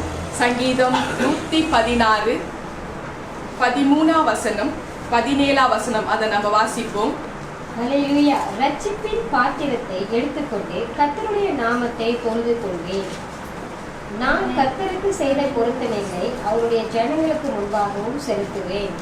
கர்த்தருடைய பரிசுத்தவான்களின் மரணம் அவர் பார்வைக்கு அருமையானது. நான் உமக்கு ஸ்தோத்திர பலியை செலுத்தி கர்த்தருடைய நாமத்தை தொழுது கொள்வேன். ஆமென். நான் உமக்கு ஸ்தோத்திர பலிகளை செலுத்தி உம்மை துதிப்பேன்.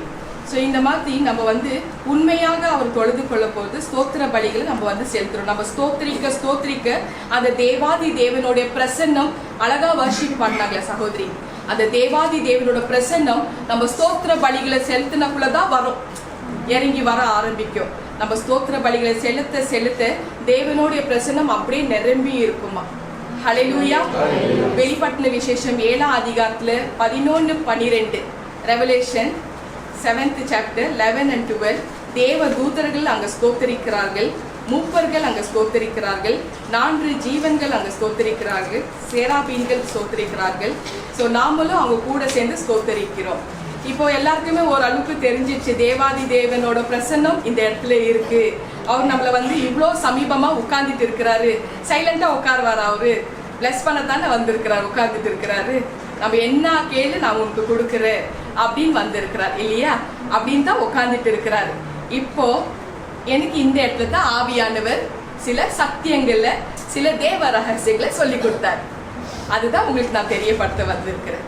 இப்போ நம்மளுக்கு வந்து சிலருக்கு ஐயோ எனக்கு ஒருத்தருக்கு ஆசீர்வாதம் கிடைக்கிது, நம்மளுக்கு இன்னொருத்தருக்கு ஆசீர்வாதம் கிடைக்கிறது இல்லை, ஏன் கிடைக்கிறது இல்லை? அதான் கேள்விகள் இருக்குல்ல. நான் பல வருஷங்களா நான் வந்து ஆண்டவர் தொழுது கொண்டு இருக்கிறேன். வாரம் நான் விடாம எல்லா செப கூட்டத்துல நான் வந்து கலந்துக்கிறேன். ஆனா நேற்று வந்து சகோதரிக்கு நன்மை நடந்துச்சு, எனக்கு மட்டும் ஏன் நடக்கல? அது போல ஆயிரம் கேள்விகள் நம்ம மனசுல இருக்கு இல்லையா? அந்த ஒரு விஷயம். இப்போ கடவுள் வந்து எல்லாருக்குமே பாரபட்ச பார்க்காத தேவன், எல்லாருக்குமே ஒரே தேவன், எல்லாருக்குமே ஒரே மாதிரி தான் பார்க்கிறாரு. ஆனா இப்ப வந்து அவர் வந்து மாறவே மாட்டார். அவர் வந்து ஆசீர்வாதம் பண்ணதான் உட்காந்துட்டு இருக்கிறார். இப்ப நம்ம வந்து அந்த ஆசீர்வாதத்தை ரிசீவ் பண்ணோம்னா நம்ம அதுக்கு எப்படி ஆயத்தமாக இருக்கணும்? நமக்கு எப்போ அந்த முழு ஆசீர்வாதம் எப்படி கிடைக்கும், எப்போ கிடைக்கும், எப்படி இருந்தா நம்மளுக்கு கிடைக்கும், அந்த விஷயத்தை நம்ம தெரிஞ்சுக்கணும் இல்லையா? ஹல்லேலூயா. அப்பா இந்த காரியத்துக்கு ஆவியானவர், ஏன்னா ஆவியானவரோட போதனை தான் நான் வளர்ந்துட்டு வந்துட்டு இருக்கிறேன். அவர் சொல்றாரு 3 காரியங்கள் நம்ம கிட்ட பிதா எதிர்பார்க்கிறாராங்க. அவரோட ஆலயத்துல இது பரிசுத்தமான ஸ்தலம், இந்த ராஜா இங்க உட்கார்ந்துட்டு இருக்கிறாரு, இவ்வளோ சமீபமா நம்ம எல்லாம் உட்கார்ந்துட்டு இருக்கிறோம். அவர் ஆசீர்வாதம் பண்ணதான் உட்கார்ந்துட்டு இருக்கிறாரு. ஆனா நம்ம தேவ பிள்ளைகள் கிட்ட அவர் 3 காரியத்தை எதிர்பார்க்கிறாரா. முதலாவது காரியம் பார்ப்போமா? முதலாவது காரியம் பயபக்தி. இததான் எதிர்பார்க்கிறார். பயபக்தியோட நம்ம அவரை தொழுது கொள்ள வரணுமா. நம்ம முறையிடுறக்குள்ளோ பயபக்தியோட தான் பண்ணணும் அப்படின்னு வந்து தெரியப்படுத்துறாரு. அந்த பயபக்தி லேவி ராகமும் 19ஆம் அதிகாரத்துல 30ஆம் வசனம், அதே நேரத்தில் லேவி ராகமும் 26ஆம் அதிகாரத்துல 2ஆம் வசனம் ஒரு வார்த்தையை நம்ம வாசிப்போம். லேவி ராகமும் 26:2. ஹல்லேலூயா. என் ஓய்வு நாட்களை ஆசரித்து என் பரிசுத்த ஸ்தலத்தை குறித்து பயபக்தியா இருப்பார்களாக, நான் கர்த்தர். ஆமென். ஆமென். சோ இதுல தெளிவாக தெரியுது நம்ம பயபக்தியோட தான் இருக்கணும். இதுதான் அவர் வந்து எதிர்பார்க்கிறார். அந்த ராஜா ஒவ்வொருத்தருக்கும் அலட்சியமா வரக்கூடாதான், பயபக்தியோட தேவ பயத்தோட வந்து அவரை வந்து தொழுது கொள்ளணுமா. அதை தான் பார்க்கிறாரு அவர். முதல் காரியம் நம்ம கிட்ட அவர் பார்க்கறது, நம்ம கிட்ட பயபக்தியை எதிர்பார்க்கிறாரு. ஏன்னா அவர் ராஜா எதிர்பார்க்கிறார். அதுதான் எசேக்கியேல்ல சொல்றாங்க 43 அதிகாரத்துல 7ஆம் வசனத்தின்படி, இது என் சிங்காசனம், தேவனுடைய ஆலயம் என்னுடைய சிங்காசனம், அது என் பாதப்படி என்று சொல்லி அவர் இந்த காரணத்துக்காகத்தான் இந்த இடத்துல உட்கார்ந்துட்டு இருக்கிறார். இந்த காரணம்னால இந்த இடம் பரிசுத்தமான ஒரு ஸ்தலமாக இருக்கிறதுனால பயபக்தியோட தான் வரணும்னு அவர் எதிர்பார்க்கிறார். ஹல்லேலூயா. கர்த்தரின் பரிசுத்த நாமத்துக்கு ஸ்தோத்திரம். என் பரிசுத்த ஸ்தலத்தை குறித்து நீங்க பயபக்தியாக இருக்க வேணும்ன்றது அவரோட விருப்பம், நோக்கம் எல்லாமே. அதனால தான் மோசஸை பார்த்து சொல்றாரு யாத்ராகமம் 3:5, மோசஸ் உன்னோட பாதப்படி அங்க ரிமூவ் பண்ணிட்டு வா, இது என்னோட பரிசுத்தமான ஸ்தலம் இல்லையா? யாத்ராகமம் 3:5 அதை நீங்க வாசிச்சீங்கன்னா உங்களுக்கு தெரியும், நோட் பண்ணிக்கங்க. அப்போ நம்ம சப்பிள்ஸ், ஷூ, சாண்டல் எது இருந்தாலையும் வெளியில வச்சுட்டு தான் நம்ம வரணும். அப்போ ஏன்னா இந்த ராஜா உட்காந்துட்டு இருக்கிறாரு, அவருக்கு நம்ம ரெஸ்பெக்ட் கொடுக்கணும், ஹானர் பண்ணணும். அந்த பயபக்தி எப்படி வரும்? நம்ம சப்பலை ரிமூவ் பண்ணிட்டு இந்த பரிசுத்தமான ஸ்தலத்துல நம்ம வரணும்னா அந்த மாதிரி தான் வரணும். ஏன்னா அவர் மட்டும் கிடையாது, தேவ சமூகமே இந்த இடத்துல இருக்குங்க. ஹல்லேலூயா. அதனால பயபக்தியோட தான் வரணும்னு அவர் விருப்பப்படுறாரு. சங்கீதம் 5:7 சங்கீதம் 5:7 படி, நான் பயபக்தியுடன் தேவனுடைய சந்நிதியில் பிரவேசிப்பேன், அவரை தொழுது கொள்ளுவேன். அப்போ நம்ம பயபக்தியோட தான் அவரோட சந்நிதியில பிரவேசித்து தொழுது கொள்ளணும். ரைட்டா? ஸோ பயபக்தியை நமக்குள்ள கொண்டு வரணும். ஹல்லேலூயா. எபிரேயர்கள் நிறுவனம் 5ஆம் அதிகாரத்துல 7ஆம் வசனத்தின்படி, நான் பயபக்தியுடன் தேவனுடைய சந்நிதியில, எபிரேயர்கள் நிறுவனம் 5:7, அங்கே தேவகுமாரன் ஆகிய இயேசு தேவாதி தேவனுடைய குமாரன், அவரை பத்தி என்ன எழுதியிருக்குன்னா, அவர் கண்ணீரோட மிகுந்த சத்தத்தோட விண்ணப்பம் செய்த பொழுது அவருடைய பயபக்தி நிமித்தம் கேட்கப்பட்டதா. ஹல்லேலூயா. ஏசுங்க தேவகுமாரன், ஏசப்பா அவர் விண்ணப்பம் பண்றாரு பிதா கிட்ட, அவரோட பயபக்தி நிமித்தம் தான் கேட்கப்பட்டதா. இது ஒரு டெமோ மாதிரி கொடுத்துட்டாரு. அப்போ நம்ம தொழுகை பண்ணணும், நம்ம ஒரு ரிக்வெஸ்ட் ஏதாவது அவர்கிட்ட கொடுக்கணும், பிதா கிட்ட கொடுக்கணும், அவர் பிளஸ் பண்ணதான் உட்கார்ந்துட்டு இருக்கிறாரு. அவருக்கு நம்ம கொடுக்கணும்னா நமக்குள்ள அந்த பயபக்தி இருக்கணும் அப்படின்னு எதிர்பார்க்கிறார். அது ஏன் அந்த பயபக்தி இருக்கணும்? அது நமக்குள்ள வரணும், ஆட்டோமேட்டிக்லி வரணும். என்னோட சாட்சியே இதுக்கு ஒரு பெரிய, என்னோட ஊழியத்தின் அழைப்பை என்னோட சாட்சி வைத்து தான் நான் பேசுவேன். நான் சொன்னேன் இல்லையா, என்னோட 2வது மகள் டோலி, அவங்க மார்ச் மாதம் 31ஆம் தேதி 2014 தான் அவங்க பிறக்கிறாங்க. சி செக்ஷன்னு கொண்டு போய் ஐசியூவில் வச்சிடுறாங்க. குழந்தை கண்ணு முழிக்கல. அந்த குழந்தை எப்போ கண்ணு முழிக்கும், எப்போ என்ன அம்மான்னு கூப்பிடும், இதெல்லாம் நான் யோசிக்குவேன், அழுவேன், கண்ணில் அப்படியே கண்ணீர் அப்படியே வரணும். எப்போ சொன்னாலும் அவள் ரொம்ப டச்சிங்காக இருக்கும். எனக்கு இது எனக்குள்ள அந்த அவள் கண்ணு திறக்க மாட்டாளா, முழிக்க மாட்டாளா, அப்படிப்பட்ட ஒரு வேதனை எனக்கு. ஆனால் எந்த தாய்க்கும் இந்த மாதிரி ஒரு விஷயம் சொல்லக்கூடாது. டாக்டர் சொல்லிட்டாங்க, இந்த மாதிரி குழந்தைங்க உயிரோட வாழ முடியாது அப்படின்னு சொல்றதுக்குள்ள நான் ரொம்பவே கஷ்டமா இருந்துச்சு. இப்போ நான் என்ன பண்றதுன்னு கூட தெரியல. எங்க கையில எல்லாம் இருந்தும் சந்தோஷம் இருக்குல்ல, எல்லாமே எழுந்திருந்தோம். ஒரு மாதிரி இருட்டு, துளி கூட வெளிச்சமே இல்லை. 25ஆம் தேதி ஏப்ரல் மாதம் டாக்டர் சொல்லிட்டாங்க, தாய் சைன் போட்டாமாங்க. அந்த லெட்டரில் வெண்டிலேட்டர் எழுத்த ஒரு தாய் குழந்தையோட மரணம் என் கண்ணுக்கு முன்னாடி நடக்குது. இந்த கொடுமை எந்த தாய்க்கு வரக்கூடாது. அந்த மாதிரி ஒரு விஷயம் நான் போய் சைன் பண்ணோம், காத்துட்டு இருக்கிறாங்க. 25ஆம் தேதி ஏப்ரல் மாதம் 2014 நான் போறக்குள்ள எனக்குள்ள ஒரு பயம் வருது, நடுக்கம் வருது எனக்கு. அந்த டைம்ல எனக்கு ஏசல யாரும் தெரியாது, நான் கேத்தலிக் தான். ஆனா எனக்கு ஒண்ணுமே தெரியாது, எனக்கு என்ன நடக்குது, என் குழந்தை எனக்கு வேணும், அந்த மாதிரி தாட்ல தான் நான் இருக்கிறேன். அப்படிப்பட்ட ஒரு சூழ்நிலை எங்க ஹஸ்பண்ட் நானே தெரியப்படுத்துறேன், இவ்வளோ கஷ்டப்படுறால, பரவாயில்ல வெண்டிலேட்டர் எடுத்துடலாம், போய் ஆண்டவர்கிட்ட போய் சேரட்டும், நான் தான் கூட்டிட்டு போறேன். போய் என்னோட சைன் நாங்க பண்ணணும். அந்த டைம்ல ஐசியூல படுத்துட்டு இருக்கிறா. போய் உட்காரு, மடியில கொடுக்குறாங்க. மகளோட வாயில மகளோட அவங்களுக்கு வெண்டிலேட்டர் வச்சிருக்கிறத இப்போ எடுக்கணும். பார்க்குறேன், நான் சைன் போடுறேன். அந்த நேரம் வந்து எனக்கு ரொம்ப பயபக்தி நடுக்கம் வந்துச்சுங்க. இப்போ நினைச்சாலே எனக்கு நடுங்குது பயம். அந்த மாதிரி ஒரு பயம் எனக்குள்ள அப்படியே வந்து உள்ள அப்படியே வந்து நெருங்கி ஸ்குவிஸ்டான புளிஞ்சி எடுத்த மாதிரி இருந்துச்சு எனக்கு. அப்படிப்பட்ட ஒரு இருதயத்துல வலி எனக்கு. அங்க போறக்குள்ள எல்லாருமே பாக்குறாங்க எங்களை. ஐசியூல போற எல்லாம் நின்றுட்டு இருக்கிறாங்க. ஏன்னா குழந்தை உயிர் பிரியுது. அவளுக்கு வந்து என் கண்ணுக்கு முன்னாடி எடுக்கிறாங்க. அப்படியே தலை சாய்ந்து அவ உயிர் பிரியுது. சில நொடியில செகண்ட்ல அந்த உடம்பு ஃபுல்லு சில்லுன்னு ஆயிடுச்சுங்க. ஐஸ் மாதிரி ஆயிடுச்சு. ஐயோ, இந்த குழந்தைக்கா இந்த மாதிரி ஒரு நிலைமை எனக்கு வரக்கூடாது அப்பெல்லாம் யோசிச்சு நான் யோசிச்ச பிறகு அந்த டைம்ல எங்களுக்கு ஆறுதல் சொல்ல யாருமே இல்லை. நாங்க தனியா தான் இருந்தோம். மலேசியால வந்து நாங்க 11 வருஷம் ஆச்சு. ஆனா இந்த மாதிரி காரியம் எங்களுக்கு நடக்கிறதுக்குள்ள நாங்க தனியா தான் இருந்தோம். பயம், அவ்வளோ பயம், நடுக்கம் வந்துச்சு. அந்த குழந்தையோட கை உடம்பெல்லாம் ஃபுல்லு டியூப். நீங்க வந்து என்னோட டெஸ்டிமனியில பார்த்தா அதெல்லாம் பிக்சர் போட்டிருப்போம். உடம்பெல்லாம் ரத்தம் இது டியூப் கொடுத்திருக்கிறாங்க. ஒரு சைடு பிளட் ஏறிங்கு, ஒரு சைடு குளுக்கோஸ், அது மிஷின் எல்லாம் வச்சிருக்கிறாங்க. வென்டிலேட்டர்ல போயிட்டு இருக்கு.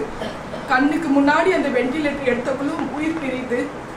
அந்த குழந்தையோட கை அப்படியே உடம்பெல்லாம் வீக்கமா இருந்துச்சு. ஸ்வெல்லிங் வீக்கமா இருந்துச்சு. அந்த குழந்தையோட கையில முத்தம் கொடுக்குற, கண்ணத்துல முத்தம் கொடுக்குற. என் கண்ணு எதிர்க்கவே அந்த மகளுக்கு வென்டிலேட்டர் வச்சிருந்தாங்கல்ல, இங்க பிளாஸ்டர் ஒட்ட வச்சுதான் வென்டிலேட்டர் வச்சிருந்தாங்க. அந்த வென்டிலேட்டர் எடுத்துட்டாங்க. இப்ப அந்த பிளாஸ்டர் ரிமூவ் பண்ணணும். பிஞ்சு எலுசு சதை 25 நாள் தான் பேபி. அது பிக்கிறக்குள்ளோ அப்படியே இந்த சதை அப்படியே பிஞ்சு வருது. மனசே அப்படியே ஒழிஞ்சு போச்சு. உலகத்துல எனக்கு இந்த மாதிரி ஒரு கொடுமை ஏன் எனக்கு நடக்கணும்னு. அப்போ அவர் சொன்ன மாதிரி யாத்ராகமம் 34:7 படி குடும்ப சாபத்துக்காக என் மகன் சதைய பிஞ்சி ரத்தத்தை சிந்தி இருக்கிறான். நாங்க அப்படிப்பட்ட ஒரு வாழ்க்கை நாங்க வாழ்ந்துட்டு இருக்கிறோம். அப்பதான் ஏசப்பா இந்த போதனை பண்றக்குள்ளோ உன் மகள் குடும்ப சாபத்துக்காக சதையோ ரத்தத்தை பிஞ்சு இருக்கு, ரத்தம் சிந்தி இருக்கிறா, சதை பிச்சு இருக்கிறா. ஆனா உலகத்தின் பாவம் சாபத்துக்காக 1 யோவான் 2:2 படி அவர் நமக்காக சரீரத்தை ரத்தத்தை சிந்தி இருக்கிறாருன்னு தெரியப்படுத்தின பிறகு அப்போ அவர் வந்து இப்போ போதகர்கள் வந்து என்ன பண்றாங்க, அவரோட ரத்தத்தை கொடுக்கறக்குள்ளும் இது ஏசப்பா உங்களுக்காக சிந்தப்பட்ட என்னுடைய ரத்தம், இதை வாங்கி பருகுங்கள்ன்றாரு.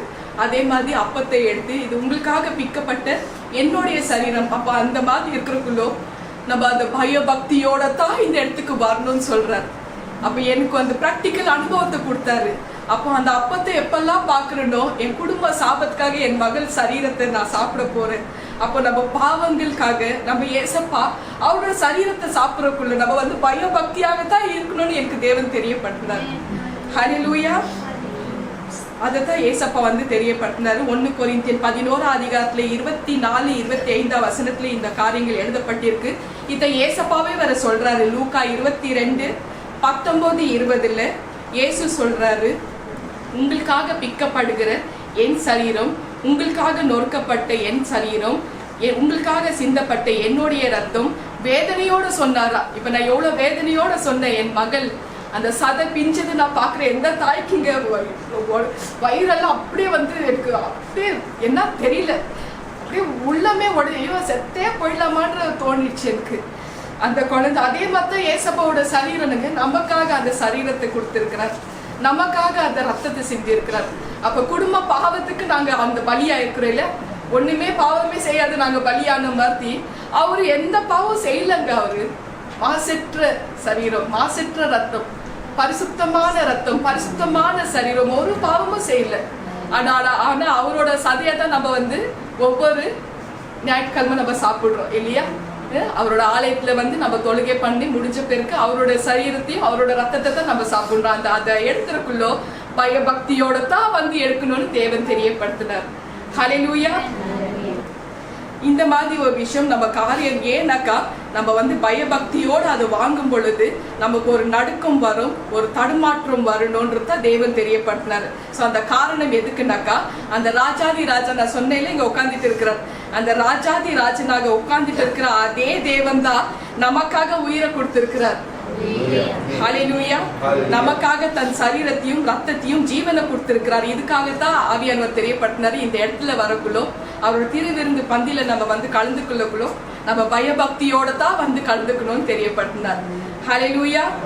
நம்ம ஸ்தோத்திரிக்க அவரோட ஸ்தோத்திர பலிகளை நம்ம வந்து செலுத்த நம்ம பயபக்தியோட வந்தா நிச்சயமா அவர் வந்து நம்மள ஆசீர்வதிப்பார். ஹalleluya. இதுதான் முதல் காரியம். பயபக்தி பத்தி தெரிஞ்சுச்சா? நமக்காக அவர் வந்து தன்னோட சதையும் ரத்தத்தையும் சிந்தி இருக்கிறார். இப்ப என்னோட குழந்தை எப்படி ஐயோ வயிறெல்லாம் எரியுது இல்ல? ஹalleluya. அடுத்த காரியம் பரிசுத்த அலங்காரத்தோட வந்து தொழுது கொள்ளணுமா. பரிசுத்த அலங்காரம், நிறைய பேருக்கு பரிசுத்த அலங்காரன்றது வந்து தெரியாமையே இருக்கு. அது நம்ம தெரிய வைக்கணும். ரெண்டாவது காரியம் பரிசுத்த அலங்காரம். 1 நாளாகமம் 1 Chronicles 16 அதிகாரத்துல 29 வசனத்தை நம்ம வாசிப்போம். இதே காரியத்தை வந்து சங்கீதம் 29:2 இருக்கு. அதே நேரத்துல சங்கீதம் 96:9 வசனத்துல இருக்கு. நம்ம வந்து 1 நாளாகமம் 1 Chronicle 16:29 நம்ம வாசிப்போம். இல்லைன்னா சங்கீதம் 96:9 வாசிக்கிறியா?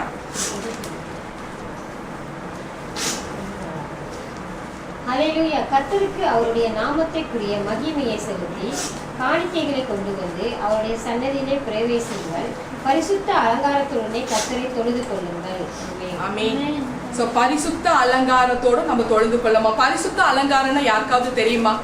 நான் வந்து நான் கேள்விப்பட்டேன். எனக்கு ஏசப்பாவோட போதனைக்கு முன்னாடி நான் வந்து கிறிஸ்துவ அறியாதுக்கு முன்னாடி இவங்களை சிலர் பார்ப்பேன். நான் டாப் டு பாட்டம் அப்படியே கவர் பண்ணி இப்படி இருப்பாங்க. நகை நட்டு எதுவும் போடக்கூடாது, வெள்ளையிலே இப்படி இருக்கணும். அதுதான் அவங்க வந்து அலங்காரம் நினைச்சிட்டு இருக்காங்க. அந்த இருதயம் வந்து கரப்பட்டு இருக்கும். வாய் திறந்து அவ்வளவு வார்த்தைகள், அசுத்தமான வார்த்தைகள் தான் வரும். ஆனா அவங்களுக்கு நடிப்பு வந்து தோற்றம் வந்து இந்த மாதிரி கவர் பண்ணிப்பாங்க.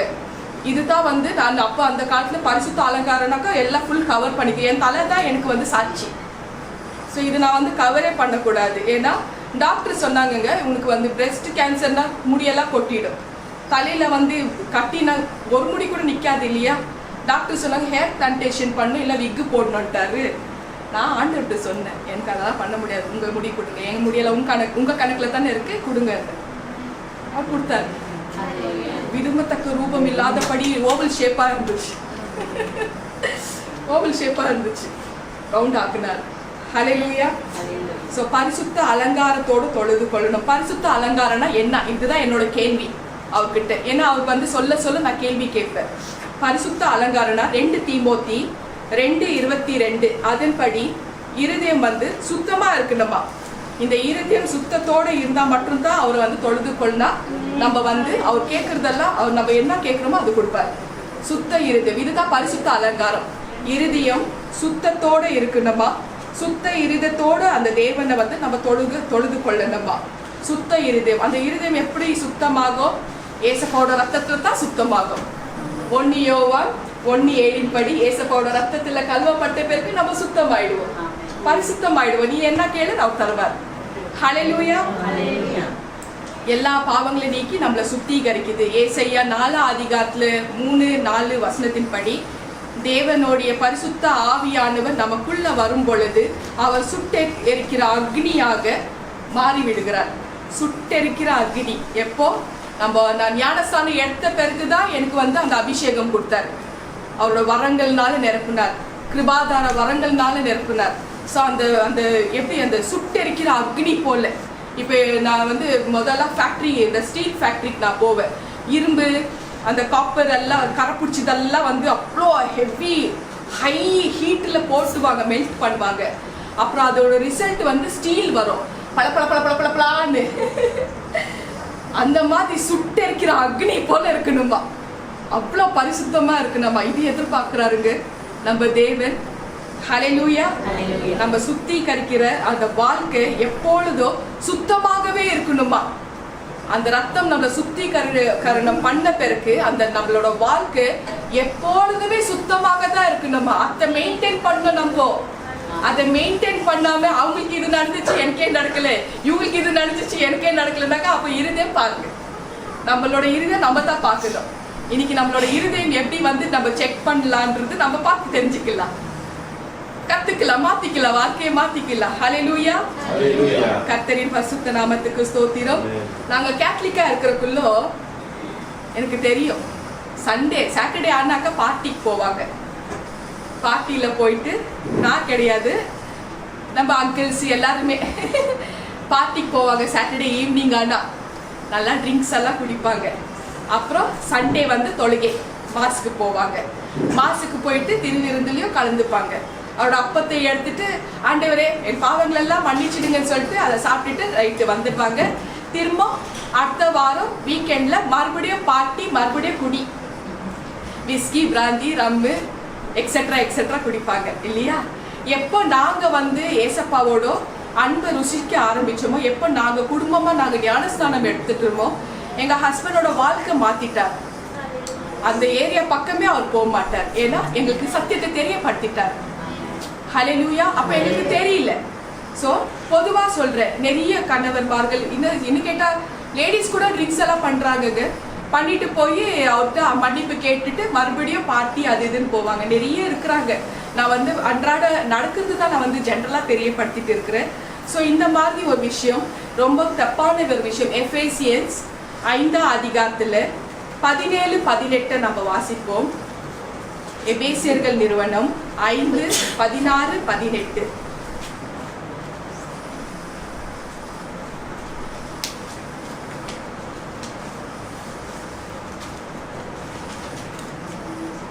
நாட்கள் பொல்லாதவைகளாய் ஆனதால் காலத்தை பிரயோஜனப்படுத்திக் கொள்ளுங்கள். ஆகையால் நீங்கள் மதியற்றவர்களாயிராமல் கர்த்தருடைய சித்தம் இன்னதென்று உணர்ந்து கொள்ளுங்கள்.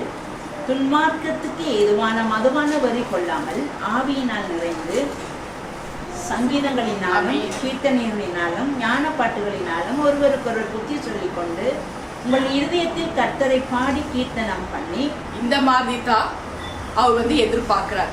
ஸோ நம்ம மதுபானத்தை குடிச்சிட்டு மறுநாள் வந்து அவர்கிட்ட ஆலயத்துல துதி பாடின்னு ஆராதனை பாடி திருவிருந்துல பங்கு பெற்றா ஒரு பிரயோஜனமும் கிடையாது. ஸோ நம்ம அதாவது ஃபுலிஷாக நம்ம இருக்காம புத்திசாலியா நடந்துக்கணும். இதுதான் அலங்காரம், பரிசுத்தமான அலங்காரம் இதுதான். ஹல்லேலூயா. இந்த மாதிரி அலங்காரத்தோடு தான் நம்ம சுத்த இருதத்தோட வரக்குள்ளதான் அவர் தொழுது கொள்ளக்குள்ள என்ன கேட்டு கொடுக்க வல்லவராக இருக்கிறார். ஆவியில நிறைந்து இருக்கணுமா, அவரோட ஆலயத்துல வரக்குள்ள ஆவியில நிறைந்து இருக்கணுமா, பயபக்தியோட வரணும். அவரோட ஆவியில நிறைந்து இருக்கிற ஒரு அனுபவத்துல நம்ம வரக்குள்ளோ ஆலயத்துக்கு வரும் பொழுது தேவனுடைய ஆவினால நிறையப்பட்டு ஸ்தோத்திரம் பண்றக்குள்ளோ நம்ம வந்து பரிசுத்த அலங்காரமாகவே நம்ம வந்து அந்த தோற்றம் நமக்குள்ள வந்துடும். ஹல்லேலூயா. இதுக்கு இந்த ஒரு அர்த்தத்தை தான் எனக்கு தேவன் தெரியப்படுத்தினாரு. பரிசுத்த அலங்காரத்தினாலே, பரிசுத்த அலங்காரத்தோடு அவரை நம்ம தொழுது கொள்ளும் பொழுது, நம்ம அவரோட ஆவியில தொழுது கொள்ளும் பொழுது நம்ம என்ன வேணாலும் கேட்டா அவர் தாராளமா கொடுப்பாராம். யோவான் 4ஆம் அதிகாரத்துல 23-24 வசனத்தின்படி தேவன் ஆவியாகவே இருக்கிறார் இல்லையா? சுத்தமா ஆவியானவரோட நடத்துதல நம்ம நடக்கணும். ஸோ தேவன் ஆவியாகவே இருக்கிறார். அந்த தேவன் உண்மையாகவே நமக்குள்ள வரப்போல அனுபவம் வரப்போல நம்ம தொழுகை பண்றக்குள்ள நம்ம கேட்கறதும் இல்லை, கேட்காததும் கொடுப்பாரு. ஹல்லேலூயா. ஸோ இப்போ நம்ம உள்ளத்துல நம்ம உண்மையா இருக்கணுமா இதுக்கு இல்லையா? இருதயம் சுத்தமா இருக்கணும். சங்கீதம் 51:6 வசனத்துப்படி உள்ளத்துல வந்து நம்ம உண்மையாக இருக்கணுமா. நம்ம உண்மையாக இருக்கணும்ன்றது தான் தேவனோட விருப்பம், நோக்கம் எல்லாமே உண்மையா இருக்கணும்னு சொல்லி எழுதி இருக்குது. நம்மளோட வாழ்க்கை தினமும் எடை தூக்கி பார்க்கணுமா. ஒவ்வொரு நாளும் நம்ம வெறும் சண்டே சர்வீஸ் இல்லை நம்ம இந்த போல ஜெப கூட்டத்துக்குள்ள வந்த பிறகு அதுக்கப்புறம் நம்ம வந்து உண்மை இல்லைனாக்கா நம்மளுக்கு ஒண்ணுமே நடக்காது. நம்மளோட வாழ்க்கையை வந்து ஒவ்வொரு நாளும் எடை தூக்கி பார்க்கணுமா. ரோமன்ஸ் 2ஆம் அதிகாரத்துல 15ஆம் வசனம் நம்மளோட வாழ்க்கை ஒவ்வொரு நாளும் எடை தூக்கி பார்க்கணும், சீர்தூக்கி பார்க்கணும். நம்மளோட மனசாட்சியே நம்மளுடைய சிந்தனைகள் அப்படின்னு சொல்லிட்டு ரோமன்ஸ் 2ஆம் அதிகாரத்துல 15ஆம் வசனத்துல சொல்லப்பட்டிருக்கு.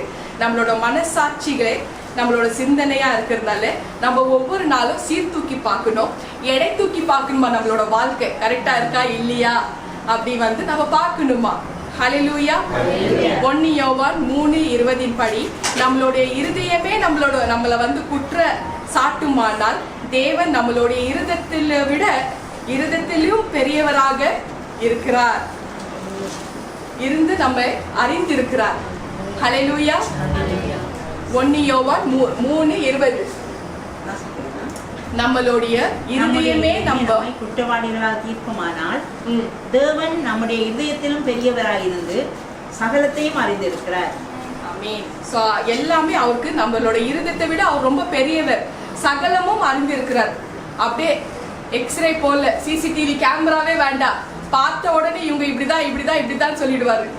ஸோ அந்த வரங்கள்னால என்னையும் நிரப்பி இருக்கிறதுனால எப்ரோஸ் 4:13 படி அவரோட கண்ணுக்கு மறைவானது ஒண்ணுமே இல்லாததால ஒரு யாராவது ப்ரேயர் ரிக்வெஸ்ட் அனுப்புனா போதும் 50 வருஷம் 100 வருஷத்துக்குள்ள கொண்டு போயிடுவார். தப்புனா தப்பு, நேரடியா சொல்ல இதுதான் நீங்க பண்ணிருக்க தப்பு, அறிக்கை பண்ணுங்க போங்க, அவ்வளவுதான். பரிகாரத்துக்கு உண்டான டெலிவரன்ஸ் ஜெபம் பண்ணி அதுல இருந்து விடுதலை ஆன பேருக்கு உங்களுக்கு கிடைக்கிற ஆசீர்வாதம் நிச்சயமா கிடைக்கும். ஹல்லேலூயா. அப்போ உள்ளத்தை வந்து நம்ம சுத்தமாக்கணும். ஏன்னா நம்மளோட இருதயத்தை விட தேவன் ரொம்ப பெரியவராக இருக்கிறார் இல்லையாமா? அப்ப இருதயம் எப்படி சுத்தமாக? இப்ப பாருங்க, நான் உங்களுக்கு ஒரு சாட்சி என்னோட அனுபவத்தையே சொல்றேன். நாங்க வந்து ஞானஸ்தானம் எடுத்துக்கிட்டேன். நான் ஞானஸ்தானம் எடுத்த பேருக்கு என்ன ஆகுது? ஏசப்போட ரத்தம் சகல பாவங்களை நீக்கி சுத்தமாகும். அதுதானே உண்மை. இப்போ எனக்கு சுத்தமாயிடுச்சு. ஸோ இந்த நம்பிக்கை ஏன்னாக்கா அந்த நம்பிக்கையில நான் போயிட்டு இருக்கிறேன். நான் வந்து 2020 நான் என்னோட ஊருக்கு போறேன், இந்தியா தேசத்துக்கு. அங்க வந்து சபை ஓபன் பண்றோம். 1.5 வருஷம் வல்லமையா நடத்துறாரு. ஸ்ட்ரோக்கு, ஃபிட்ஸ் வந்தவங்களுக்கு, வலிப்பு நோய் வந்தவங்களுக்கு, ஸ்ட்ரோக் வந்தவங்களுக்கு, மரண படுக்கையில் இருக்கிறவங்கள, இந்த மாதிரி பிசாஸ்னால பாதிக்கப்பட்டுங்கோ, குழந்தை பாக்கியம் இல்லாதவங்க, திருமணமாக அதேக காலத்துக்கு 1.5 வருஷம் நடத்துறாரு. இப்போ 2021 நான் வந்து மலேசியாவுக்கு வரணும். ஒரு 3 வாரம் இருக்குது அந்த டைம். 2021 டிசம்பர் மாதம் நான் வந்து அங்கே எவ்ரி வீக் சண்டே நாங்கள் சர்வீஸ் இல்லையா ஆயத்தமாயிட்டு, ஆண்டவரே உங்களோட ஆவினால் நிரப்பி அடுத்தது என்ன மணிக்கணக்கில் உட்காந்து ஆயத்தமாக ஒரு மெசேஜுக்கு அவர்கிட்ட இருந்து தெரிஞ்சுக்கணும். ஸோ அப்படி இருக்கிறக்குள்ள என்ன நடக்குதுனாக்கா, இந்த ஒரு காரியம் நான் முன்னாடி என்னென்ன தப்பு செஞ்சு அதெல்லாம் எல்லாமே மைண்ட்லேருந்து எரேஸ் பண்ணிட்டாரு. ஒரு மிஸ்டேக் மட்டும் எனக்கு இங்கே டவுன்லோட் பண்ணிட்டார் மைண்டில், பிரெயினில். எந்த விஷயம் டவுன்லோட் பண்ணியிருக்கிறாருனாக்கா, நான் வந்து சர்ஜரிக்கு முன்னாடி அந்த டைமில் வந்து என்னோட சஃபரிங் பீரியட் சொன்னேன் இல்லையா, 12 வருஷம். இந்த 2 குழந்தைங்களோட இழப்பு, அதை இடிஞ்சு ஒடிஞ்சு தலையில் கனமாகி கட்டி வளர ஆரம்பிச்சிருச்சு. நான் வெளியில் எங்கேயும் போக மாட்டேன். போனால் மயக்கமாயிட்டு உழுதுடுவேன். ஏன்னா சுயநலம் இல்லாமல் ஆகிடும். ஏன்னா எனக்கே தெரியாது நான் என்ன பண்ணுறேன்னு எனக்கே தெரியாது. மனநிலை பாதிக்கப்பட்டு ரூமுக்குள்ளவே அடைஞ்சிருப்பேன். ஸோ வெளியிலே போக மாட்டேன். எங்கள் க்ரோசரி மளிகை சாமானெல்லாம் எங்கள் ஹஸ்பண்ட் தான் வாங்கிட்டு வர்றாரு. வீட்டு எதிர்க்க ஒரு மால் இருக்கும். அந்த மாலில் அவர் போகிறாரு, மளிகை சாமானெல்லாம் வாங்குறாரு. அவர் நான்வெஜ், அதாவது நான்வெஜ் இடத்துல போகிறாரு. அங்கே மட்டன் ஏதோ பார்க்குறாரு. அங்கே ஏர்லி மார்னிங் போகிறாரு, இல்லை போனால் ஃப்ரெஷ்ஷாக கிடைக்கும்னு ஒரு மிஸ்டேக்கை பார்த்துடுறாரு. அந்த ஸ்டாஃப் என்ன பண்ணுறாங்க, இது நான் அடிக்கடி இது சொல்கிற ஒரு விஷயந்தான். இது இங்கே புதுசாக இருக்கிறதுனால உங்களுக்கு இது புதுசாக இருக்கும். அங்கே போய் பார்க்குறாரு, அந்த பார்கோடு ப்ரைஸ் டேகை ஒரு பர்சன், அதாவது ஸ்டாஃபு, அந்த பழைய எக்ஸ்பைரி டேட்டை எடுத்துட்டு நியூ டேகை போட்டுட்டு இருக்கிறார், ப்ரைஸ் டேகை. இந்த ரெட் ஹேண்டாவை பார்த்துட்டாரு எங்கள் ஹஸ்பண்ட். பார்த்துட்டு ஒரு கத்தி கூச்சல் போட்டு ஒரு இஷ்யூ ஆயிடுச்சாங்க. இந்த மாதிரி ஜனங்களை ஏமாத்துறீங்க, கெட்டு போன ஐட்டம் எல்லாம் எக்ஸ்பைரி டேட் இதெல்லாம் வந்து புது டேட்டு போடுறீங்களா அப்படின்னு சொல்லிட்டு ஒரு இஷ்யூ பண்ணிட்டு வந்துடுறாரு. அவர் அங்கே சொல்லிட்டு வந்திருந்தாலே பரவாயில்ல, வீட்டில் வந்து எனக்கும் சொல்கிறாரு வேற, என்ன அநியாயம் பண்ணுறாங்க பாருன்னு. இப்போ எனக்கு அதில் நானே வந்து அப்படி இருக்கிறேன். ஏன்னா என்னோட தலையில் கட்டி இருக்குது, வலி இருக்குது, வேதனை இருக்குது. அவருக்கு நான் சொல்லவே இல்லை. அவருக்கும் சொல்ல என் மகளுக்கும் தெரியப்படல. ஏன்னா அவங்களும் பாவம் வெளியரங்கமான பெயின் நடந்துட்டு இருக்குது, பார்த்துட்டு இருக்கிறாங்க. இப்போ என்னோட சரீரத்தில் உள்ளது சொன்னாலே அவங்க ஒடிஞ்சு போயிடுவாங்கன்னு நான் சொல்லவே இல்லை. அப்படிப்பட்ட ஒரு சூழல் நான் இருக்கிறேன். இவர் பாட்டுக்கு இந்த விஷயத்த வந்து சொல்றாரா. இப்போ எனக்குள்ள வந்து கோபம் வருது. எனக்கு அவங்கள எப்படியாச்சும் பழி வாங்கணுமே, அந்த மாலே போயிட்டு வந்து டிஸ்ட்ராய் பண்ணிடலாமா, அப்படியெல்லாம் வில்லன் மாதிரிலாம் யோசிக்க ஆரம்பிச்சேன் நான். அப்புறம் வந்து வீட்டில் ஒரு சில சாமான வேணுமா இருந்துச்சு. அவர் வேலைக்கு போயிட்டார். இப்போ நான் போகிறேன். அங்கே போய் நிறைய ஒரு 20-25 ஐட்டம்ஸ்ங்க வாங்குறேன். எல்லாம் பருப்பு, எண்ணெய், கத்திரிக்காய், இது காய்கறிகள் எல்லாம் வாங்குறேன். எல்லாமே அந்த வந்து கவுண்டரில் வைக்கிறேன். இப்போ ஒன்றொன்னா அந்த பையன் வந்து ஸ்கேன் பண்ணி அனுப்பணும். 1 கிலோ தாங்க வெங்காயம், ஆனியன், அதை வந்து வாங்கி வைக்கிற. அவன் மேலே தான் வச்சிருக்கிற. அந்த பையன் என்ன பண்ணுறான், பை மிஸ்டேக்காக அதை ஸ்கேன் பண்ணாமல் அனுப்பிட்டான். எனக்கு நான் பார்த்துட்டு இருக்கிறேன். நான் சொல்லி இருக்கலாம், ஸ்கேன் பண்ணுப்பா, இது பண்ணலன்னு சொல்லி. என் மனசில் வந்து ஆஹா இப்படியெல்லாம் கொள்ள அடிக்கிறாங்களே, அவன் ஸ்கேன் பண்ணா ரைட்டு, நான் எல்லாம் சொல்ல மாட்டேன். இப்படி வந்து ஏன்னா பழி வாங்கினோமே, அந்த 1 கிலோ எவ்வளோங்க, அது உங்கள் கரன்சியில் ஒரு 100 வச்சுக்கோங்க, 100 ரூபாவா, அந்த மாதிரி வச்சுக்கலாம். ஒரு கிலோ வெங்காயம் உங்களுக்கு தெரியும் எவ்வளோ இருக்கும்னு சொல்லிட்டு. ஸோ அப்புறம் வந்து அப்படி நினச்சிக்கிட்டான்னு கடைசியாக பார்த்தா அந்த பையன் ஸ்கேனே பண்ணல. ரொம்ப சந்தோஷம்.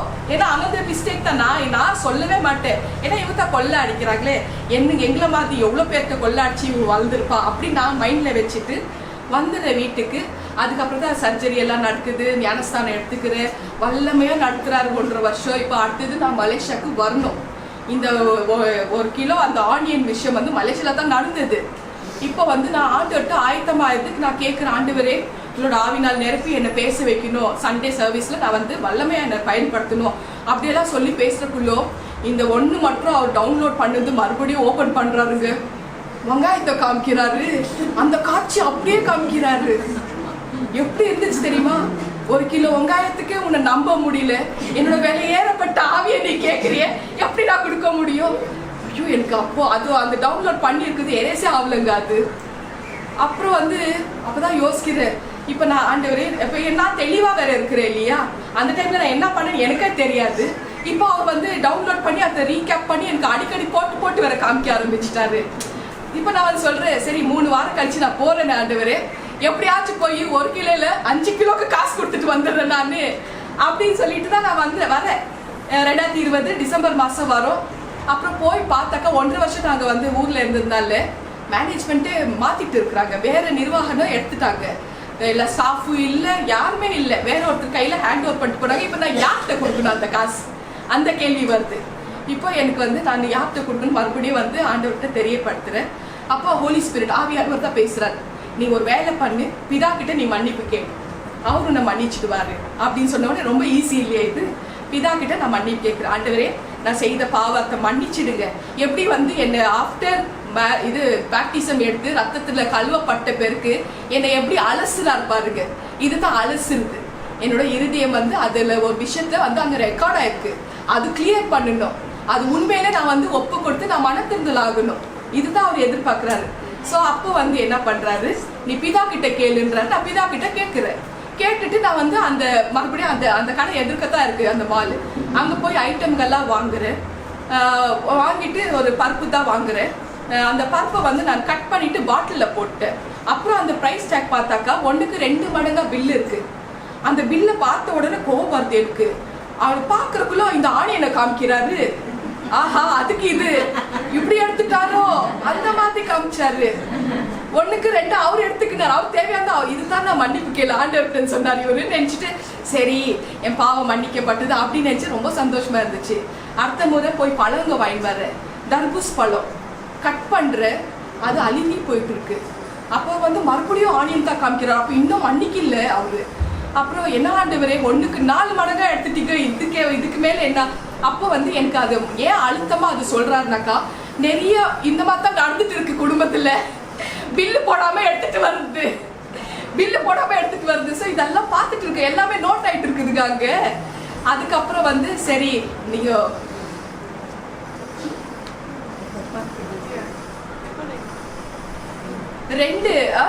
ரெண்டு மடங்கு அது தர்பூஸ் பழமும் அது கட் பண்ணிட்டேன் இல்லை, அது வேஸ்ட் தானே எனக்கு. மறுபடியும் ஆனியனை காமிக்கிறாரு. அதுக்கப்புறம் சரி மறுபடியும் ஆண்டவரே சரி நான் இதை மறுக்கவே மாட்டேன், அதில் ரெஜிஸ்டர் ஆயிடுச்சு, எங்கே போனாலையும் இருதயம் வந்து கரை பட்டு இருக்குன்னா நான் இது சொல்லித்தான் ஆகணும். அப்படிப்பட்ட ஒரு சூழ்நிலை என்னை கொண்டு போறாரு பாருங்க இந்த மாதிரி ஒரு விஷயத்துல. சரி அப்புறம் வந்து அடுத்தது கொஞ்சம் ஒரு வாரம் கழிச்சு மறுபடியும் போகிறோம், நான் எங்கள் ஹஸ்பண்ட் போகிறோம், நிறைய ஐட்டம்ஸ் வாங்குகிறோம், ஒரு ஸ்வீட் பன்னு வாங்குகிறோம். அது வாங்கிட்டு வந்த உடனே வீட்டில் வந்து தான் பார்க்குறோம் நாங்கள். அது பார்த்தா அந்த பன்னு காஸ்ட் விட 3 மடங்கு எக்ஸ்ட்ராவாக இருக்குது அந்த சார்ஜ் அந்த டேக்கில். உடனே எங்கள் ஹஸ்பண்ட் சொல்கிற பாருங்க 3 மடங்கு ஜாஸ்தி போட்டிருக்கிறாங்கன்னு. அந்த டைமில் வந்து ஆனியனே காமிக்கல இருக்கு, ரொம்ப சந்தோஷம். அப்போ தான் நான் ரியலைஸ் ஆச்சு, அப்பா மன்னிச்சுட்டாருன்னு. அப்போ எங்கள் ஹஸ்பண்ட் போய் அதை சொல்லி அவங்க மாற்றிட்டு வந்துட்டாரு, ஏதோ கம்ப்யூட்டர் டேக் மிஸ்டேக் ஏதோ சொல்லி சமாளிச்சிட்டாங்க. ஆனால் எனக்கு ஆனியனே வரல. இப்போ ஃபைனலாக இன்னொரு காரியம் என்னென்னா, ஒரு 4 நாள் கழிச்சு போய் உளுந்து வாங்கிட்டு வரோம், வீட்டுக்கு தான் வந்து பார்க்குறோம். உளுந்துக்கு வந்து லவங்கு தெரியும் இல்லையா, பட்டை லவங்க, அதோட விலை உளுந்து விட 10 மடங்கு ஜாஸ்தி. அந்த அமௌண்ட் போட்டு வச்சுருக்காங்க உளுந்துக்கு. இப்போ வந்து ஐயோ இவ்வளோ அமௌண்ட் போட்டு வச்சுக்கிறாங்க, நம்மளும் கொடுத்துட்டு வந்துட்டோமேனு சுத்தமா ஆணியனே காமிக்கல. அப்போ என்னோட முழு பாவத்தை மன்னிச்சிட்டாரு. ஸோ எல்லாருமே ஏதோ ஒரு விஷயத்துல நம்ம இந்த மாதிரி எடை தூக்கி பார்க்கணுமா, சீர் தூக்கி பார்க்கணுமா? நம்மளோட இருதயத்தை பார்க்கிலும் நம்ம தேவன் இருதயத்தை விட பெரியவர். ஹல்லேலூயா. உள்ளத்தில் நீங்க உண்மையா இருக்கணும்ன்றத தேவனோட விருப்பம். பரிசுத்த அலங்காரத்தோடு அவரை வந்து தொழுது கொள்ளணும். நம்ம ஆலயத்துக்கு வரும் பொழுது நம்மளுடைய தொழுகை அவர் ஏற்றுக்கொள்ளணும்னாக்கா அவர்கிட்ட நம்ம பரிசுத்த அலங்காரத்தோட தான் நம்ம வந்து தொழுது கொள்ள வேணும்னு அவர் தெரியப்படுத்துறாரு. நம்ம உள்ளம் வந்து குற்ற சாட்டுமானால், ஏதோ ஒரு காரியத்தில் நம்ம உள்ளம் வந்து குற்ற சாட்டுமானால், நம்மளோட குற்ற உள்ளத்தை நம்ம ஆண்டவருக்கு ஒப்பு கொடுத்து என்னென்ன காரியங்களுக்காக நம்ம உள்ளம் வந்து குற்றம் சாட்டுகிறதோ அவைகளெல்லாம் சரி செய்து விடுவோம். ஹல்லேலூயா. அப்பொழுது நம்ம ஆண்டவர் நம்மளை மன்னிப்பார், மறப்பார். மறக்கிறது எவ்வளோ பாருங்க, 3 தடவை எனக்கு 2 தடவை பனிஷ் பண்ணிட்டு 3ஆவது தடவை தான் மன்னிக்கிறார். ஸோ அந்த மாதிரி மன்னிச்சு மறக்கிற தேவன் நம்ம தேவன். ஆனால் அதை ஒப்பு கொடுக்கணும். அது ஒப்பு கொடுக்கலனாக்கா அது ரெக்கார்ட் க்ளோஸே ஆகாது, ஃபைல் க்ளோஸ் ஆகாது. ஹல்லேலூயா.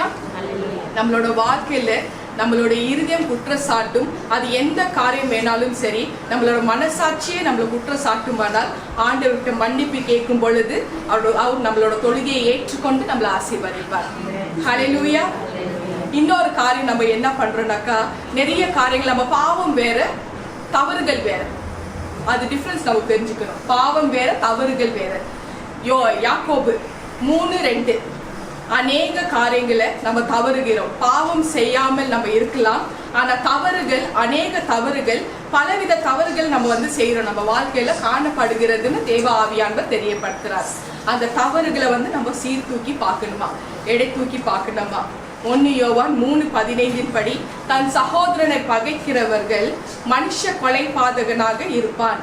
இப்போ வந்து சிலர் வந்து நம்ம எல்லாருமே ரட்சிக்கப்படுறோம் இல்லையா, ரட்சிக்கப்படுறோம், ஞானஸ்தானம் கூட எடுத்துக்கிறோம், எடுத்த பிறகு அபிஷேகமும் பெற்றுக்கொள்கிறோம். பெற்றுக்கொண்ட பிறகு நமது ஆலயத்துல வருகிற எந்த ஏதாவது ஒரு குடும்பத்தை பார்த்து நமக்கு அவங்க மேல கோபமோ வெறுப்போ வருது, அல்லது வேற ஒரு சபை மக்களை பார்த்து நம்மளுக்கு ஒரு ஐக்கியமே இருக்கிறது இல்லை, அங்க போறியா இங்க போறியான்னு. ஸோ தன் சகோதரனை பகைக்கிறவன் மனுஷ கொலைபாதகனாக இருக்கிறார். இது 3வது காரியம் அவர் எதிர்பார்க்கிறது. 1வது காரியம் பயபக்தி, 2வது காரியம் இருதயம் சுத்தமாக இருக்கணும், பரிசுத்த அலங்காரமா இருக்கணும், 3வது காரியம் பகைக்க கூடாது, உன் சத்ருக்களே நேசிக்கணும், யார் மேலேயும் விரோதமும் கோபமும் இருக்கக்கூடாது. பகைச்சா மனுஷ கொலைபாதகனா. அது நம்ம ஞானஸ்தானம் பெற்றுக்கொண்டு அபிஷேகம் பெற்றுக்கொண்டு ஏதாவது ஒரு குடும்பத்தின் மேல நம்மளுக்கு கோபமோ வெறுப்போ கசப்போ வருதுனால, அல்லது வேற ஒரு சபை மக்களுக்குள்ள ஒரு ஐக்கியமே இல்லாததுனால நம்ம மனுஷ கொலை பாதகனாக மாறி விடுகிறோம். ஸோ அவங்களுக்கு வந்து ஆண்டவர் கன்சிடரே பண்ண மாட்டாராம், ஒரு ஆசீர்வாதமும் கிடைக்காதுன்ற தேவன் தெரியப்படுத்துறார். ஹல்லேலூயா. கர்த்தரின் பரிசுத்த நாமத்துக்கு ஸ்தோத்திரம். ஒரு நாளும் நம்ம மற்றவர்களை பகைக்க கூடாதுன்னு சொல்றார் தேவ ஆவியானவர் தெரியப்படுத்துறாரு. இயேசு கிறிஸ்துவின் ரத்தத்தினால கழுவப்பட்டவர்கள் அது யாரா இருந்தாலும் சரி, அவர்களை குற்றம் கண்டுபிடிக்கிறது நம்மளோட வேலையே கிடையாதா. குற்றம் நாம் சாட்டினால் நம்ம மனுஷ கொலைபாதகராக இருப்போம். ஹல்லேலூயா.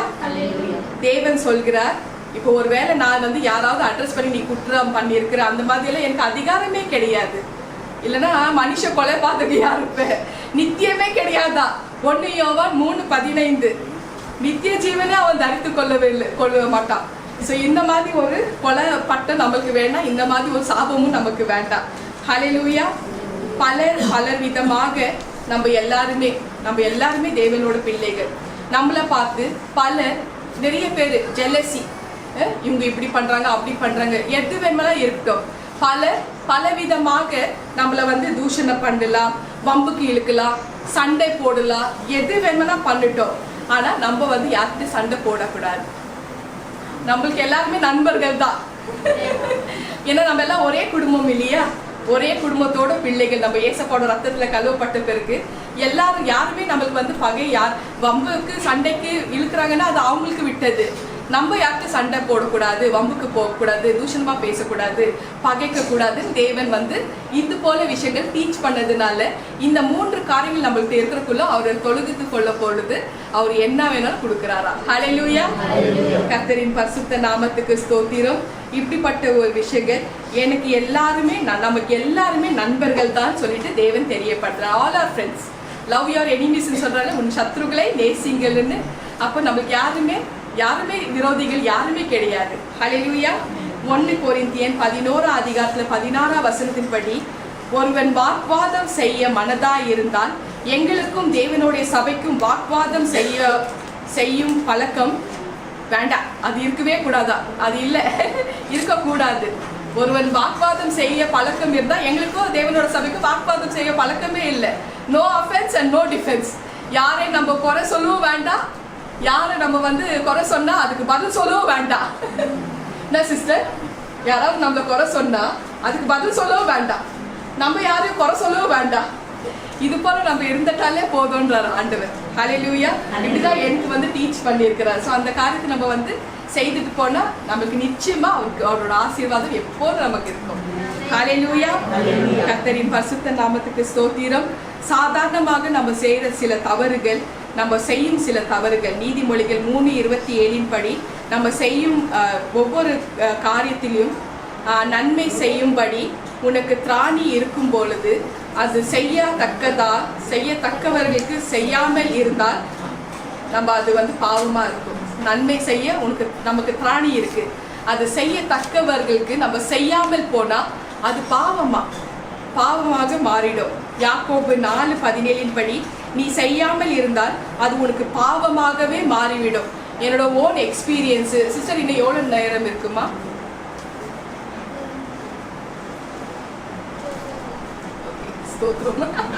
ஏன்னா டைம் வந்து சொல்லி நான் பாட்டுக்கு பேசிட்டு அப்புறமா நீங்க ஸ்தோத்திரம். ஹல்லேலூயா.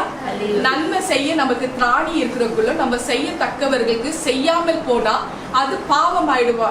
நான் ஒரு பாவம் செஞ்சிருக்கிறேன். ஏன்னா எனக்கு வந்து கிருபாதார வரங்கள்னால நிரப்பிட்டாரு. இப்போ வந்து நிறைய காரியத்துக்காக எனக்கு திருநெல்வேலியில பயன்படுத்திட்டு ஆண்டவர் சொல்றாரு, நிறைய விஷயங்களுக்கு வல்லமையா நடத்தினார். அப்புறம் ஆண்டவர் சொல்றாரு, ஒரு 2 நாளுக்கு முன்னாடி ஒரு அம்மா எனக்கு 1 வருஷமா எனக்கு பழக்கம். அவங்களுக்கு வந்து கிட்னி ஃபெயிலியரு. ஒவ்வொரு நாளும் நான் ஜெபம் பண்ணேன். ஏன்னா இருமல் வந்துட்டே இருக்கும். நான் ஜெபம் பண்ணா அவங்கள தூங்குவாங்க, ஜெபம் பண்ணா வாமிட் வராது, சாப்பிடுவாங்க. ஸோ அன்றாட நான் வந்து ஃபாலோ பண்ணிட்டே இருப்பேன். ஸோ ஒரு நாள் வந்து ஆண்டவர் தெரியப்படுத்துறாரு, அதாவது ஆகஸ்ட் மாதம் 2020. ஸோ இந்த மாதிரி அந்த நேரத்தில் வந்து ஆண்டவர் தெரியப்படுத்துறாரு, 2 நாளில் அந்த அம்மாவோட உயிரை நான் எடுத்துட்டு போறேன், நீ போய் ஜெபம் பண்ணுன்றாரு. எனக்கு எப்படி இருக்கும் தெரியுமா? அது எனக்கு ஆரம்ப கட்டம், ஃபர்ஸ்ட் டைம் அது. எனக்கு வந்து வெளியிலலாம் நான் போய் எல்லாம் பழக்கம் கிடையாது. நான் ஃபோனில் தான் நான் வந்து பேசுவேன். நான் எப்படி இருந்தாலும் எங்கள் ஹஸ்பண்ட் தான் நான் சொல்லுவேன், இந்த மாதிரி காட் தெரியப்படுத்துறாரு, என்ன பண்ணலான்னு. சரி நம்ம பேசுவோம், நம்ம வந்து அவங்க கால் பண்ணி பேசுவோம்னு சொல்லிட்டு பேசுகிறோம். அவங்க வந்து ஒரு கிராமத்தில் இருக்கிறாங்க. எங்கள் வீட்டிலேருந்து அவங்களுக்கு ஒரு 2 மணி தூரம். அவங்க இருக்கிறது வந்து இப்போ அவங்க மக வீட்டுக்கு போயிட்டாங்க. அந்த இடத்துலேருந்து 1 மணி தூரம். ஸோ கிட்டத்தட்ட 3 hour. இப்போ அந்த அம்மாக்கிட்ட நான் பேசுகிறேன், அம்மா எப்படி, அம்மான்னு தான் கூப்பிடுவேன், அம்மா எப்படி இருக்கிறீங்க, சுமிதாம்மா நான் இங்கே இந்த இடத்துக்கு வந்துட்டு மக வீட்டுக்கு, நீ எப்படிமா இருக்கிற அப்படியெல்லாம் கேட்குறாங்க. நல்லா தான் பேசுகிறாங்க. இப்போ வந்து நான் உங்களை பார்க்க வரணுமே, எப்போ வரட்டும் நான் கேட்குறேன். ஐயோ அம்மா, நான் வந்து மக வீட்டில் இருக்கிறேன், நான் 2 நாளில் நம்ம வீட்டுக்கு வந்துடுவேன். அதாவது 2 மணி நேரம் தூரம் இருக்கு இல்லையா, அந்த இடத்துக்கு வந்துடுவேன் நான். அந்த வந்த பிறகு நீ வாமா, அங்கே வந்து என்னை பாருமா அப்படின்னு சொல்கிறாங்க. அப்போ நான் அது கேட்ட உடனே நல்லா குரல் கம்பீரமாக நல்லா ஸ்ட்ராங்காக தான் இருந்தாங்க.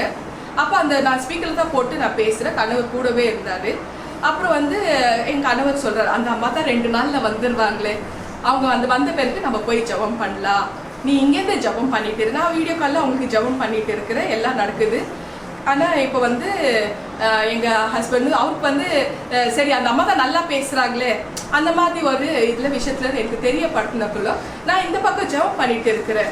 ஆனால் எனக்கு அங்கே போகணுமே அந்த மாதிரி தாட் தான் ஓடிட்டு இருக்கு. ஆனால் எனக்கு எப்படி போகிறது நான், இந்த மாதிரி எல்லாம் காரியங்கள்.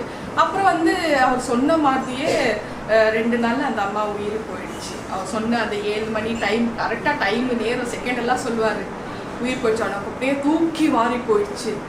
ஐயோ இப்படி ஒரு நான் கொலைகாரிய நன்மை செய்ய எனக்கு திராணி இருக்கு, போய் அங்கே வந்து ஜெபம் பண்ணியிருந்தா அந்த அம்மா ஒரு வேளை உயிர் பொழிச்சிருக்குல்ல, ஏதாவது ஒரு நல்ல நடந்திருக்குமே.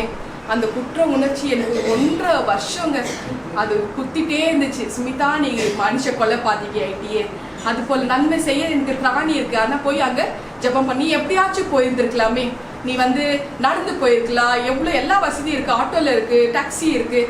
ஏன்னா வந்து நான் ஒரு விஷயத்துக்கு வந்து ஜெபம் பண்ணி 8 வயசில் காணாது போன மகளை 60 வயசு ஆன பேருக்கு அந்த தாய்கிட்ட வந்து சேர்க்கிறேன். ஒரே வார்த்தை இல்லை, அதுக்கு வந்து வழிகாட்டியா இருந்து அந்த தரிசனத்துல எப்படி அந்த இடம் இருக்கோ, எப்படி அந்த விஷயம் எங்க இருப்பாங்க எல்லாமே காமிச்சிட்டாரு. போறோம், அதுவும் 4 மணி தூரம் தான் டிராவல். நாங்க திருநெல்வேலினா நாங்க அந்த ஊட்டி நெல்கிரிஸ் மலை குன்னூர்ல 8 வயசுல காணாத போன பொண்ணு 60 வயசுல அவங்க தாய்கிட்ட வந்து சேர்த்து விடுறோம். ஸோ இந்த மாதிரி விஷயத்துல ஆண்டவர் வல்லமையா பயன்படுத்தினாரு. அடுத்தது அந்த அம்மாவுக்கு உயிர் போக போது நான் எடுத்துட்டு போறேன், அதனால போக முடியல. ஏன் போலன்னு தான் கேட்டாரு, நீ ஏன் நடந்து போல. ஸோ அந்த மாதிரி ஒரு விஷயம் அப்போ வந்து எனக்கு அது ரொம்பவே இதாச்சு. ஸோ அப்படியே ஜனங்களுக்கு எல்லாம் நல்லா வல்லமையாக தான் நடத்திட்டு இருந்தார். கடைசியாக நான் ஒவ்வொரு நாளும் அதை வந்து அறிக்கை பண்ணேன், எனக்கு நன்மை செய்ய திராணி இருக்கு. அதே மாதிரி நமக்கு யாராவது ஒரு ப்ரேயர் கேட்குறாங்க, அவங்க வலியோடு வேதனையோடு வரக்குள்ளோ நம்மளால முடிஞ்சா நம்ம எல்லாமே வாரியர்ஸ், ஜீசஸ் ரிடீம்ஸ்ல இருக்கிறவங்க அத்தனை பேரும் வாரியர்ஸ், நம்ம அவங்களுக்கு ஜெபம் பண்ணணும். இல்லைன்னா நம்ம வந்து பாவி ஆயிடும். பாவம் நன்மை செய்ய நமக்கு திராணி இருந்தோம், நம்ம ஜெபிக்கிறனாக்கா நம்ம அது பாவம். ஸோ அந்த மாதிரி ஒரு விஷயம். அப்புறம் தான் 2022 தான் ஒரு அப்பாவோட உயிர் போற தருணம். அது அந்த ஜப வீடியோ காலில் அந்த மகள் சொல்றாங்க, எங்க அப்பா உயிர் போற மாதிரி இருக்கு, மூச்சு மேல் மூச்சு கீழ் மூச்சு போய் லாஸ்ட் சஃபர்ல இருக்கிறார். அவரோட நான் ஜபம் பண்றேன், அவரோட ஸ்பிரிட் அப்படியே மேல அப்படியே வெளியில வருது. ஆண்டவரே தயவு செஞ்சு அந்த ஆத்மா உள்ள கொண்டு வாங்க, அந்த குடும்பம் முழுக்க ரட்சிக்கப்படட்டும், உங்களோட மகிமை வெளிப்படும். அந்த மாதிரி ஒரு தெரியப்பட்டின பேருக்கு அவங்க பாவம் அது உடம்பெல்லாம் சில்லுன்னு ஆயிடுச்சு. அவங்க அப்பாவுக்கு அவங்க மனைவி எல்லாருக்குமே வேற சொல்லிட்டாங்க, இன்னும் பாடியை வந்து டெட் ஆயிட்டாங்கன்னு வெளியில வந்து அஃபிஷியலா டிக்ளேர் பண்ணல. எல்லா சொந்த பந்தங்கள் எல்லாம் தெரியப்படுத்திட்டாங்க, ஆனா வீட்டுக்குள்ள தான் பாடி வச்சிருக்கிறாங்க. 14 நிமிஷம் ஆயிடுச்சு, உடம்பெல்லாம் சில்லுன்னு ஆயிடுச்சு. அந்த தருணத்துல பாடி வெளியே ஸ்பிரிட் வெளியில இருந்தது தேவன் உள்ள கொண்டு வந்து உயிரை கொடுக்கிறார். அப்பதான் எனக்கு அந்த ஒரு விஷயம் நான் பண்ணதுனால எனக்கு அப்பதான் சமாதானமே ஆச்சு. ஏன்னா அந்த குற்ற உணர்ச்சி எனக்கு வந்துட்டே இருந்துச்சு இல்லையா. ஸோ அதுல இருந்து என்னை வந்து தேவன் வந்து மீட்னாரு. 1 சாமுவேல் 12:23 சாமுவேல் சொல்றாரு, நான் உங்களுக்காக விண்ணப்பம் செய்யாமல் இருப்பேனானால் கர்த்தருக்கு முன்பதாக பாவம் செய்கிறவனாக இருப்பேன். ஸோ கர்த்தருக்கு முன்பதாக அது பாவமாக இருக்கணும். ஜெபிக்கிறவங்க வந்து நம்ம அவங்க ஜெபம் கேட்கறப்போ நம்ம பண்ணி ஆகணும். இது போல விஷயத்துல என்ன பண்ணி சொல்லியிருந்தால்தான் அந்த நாட்டை விட்டு இந்த நாட்டுக்கு வந்தேன் நான். ஹல்லேலூயா. ஏன்னா ஜெபம் தான் அவர் எதிர்பார்க்கிறார். ஹல்லேலூயா. நன்மை செய்ய நமக்கு திராணி இருக்கு, நம்மளால முடிஞ்ச அளவுக்கு நம்ம ஜெபம் பண்ணும், அவ்வளவுதான், வேற ஒன்னே இல்லை. அவர் ஜெபத்தை தான் எதிர்பார்க்கிறார். ஹல்லேலூயா. கர்த்தரின் பரிசுத்த நாமத்துக்கு ஸ்தோத்திரம். 2 காரியங்கள் அவர் வந்து தேவ ஆவியானவர் தெரியப்பட்டார். 1 கொரிந்தியர் 11 28, 31 28 31 நாம் எந்த மனுஷனும் தன்னைத்தானே சோதித்தறிந்து இந்த அப்பத்தில் புசித்து இந்த பாத்திரத்தில் பானம் பண்ண கடவான். நாம் நம்மளுடைய நம்மை நாமே நிதானித்து அறிந்தால் நியாய தீர்க்கப்படாதிருப்போம். அடுத்தது 31 நம்ம நாமே நியாய தீர்த்தால் நமக்கு நியாய தீர்ப்பே கிடையாதா. நம்மளோட ஜட்ஜ்மெண்ட் நம்மளே நியாய தீர்த்துக்கணும். அது பார்த்து நம்மளே நிதானித்து அறிந்து கொண்டா நமக்கு நியாய தீர்ப்பே கிடையாதா. ஹல்லேலூயா. கர்த்தரின் பரிசுத்த நாமத்துக்கு ஸ்தோத்திரம். திருவிருந்தில் நம்ம பங்கு பெறும் பொழுது அதுக்கு முன்னாடியே நம்ம அவர்கிட்ட அறிக்கை பண்ணி நம்ம நாமே நிதானித்து ஒவ்வொரு நாளும் நம்மளோட வாழ்க்கையை சீர்தூக்கி பார்ப்போம், எடை தூக்கி பார்ப்போம். நிச்சயமா தேவன் நம்மளுக்கு பிளஸ் பண்ண போறாரு. ஏன்னா அவர் தான் ஐஸ்வர்ய சம்பன்னராக இருக்கிறாரே.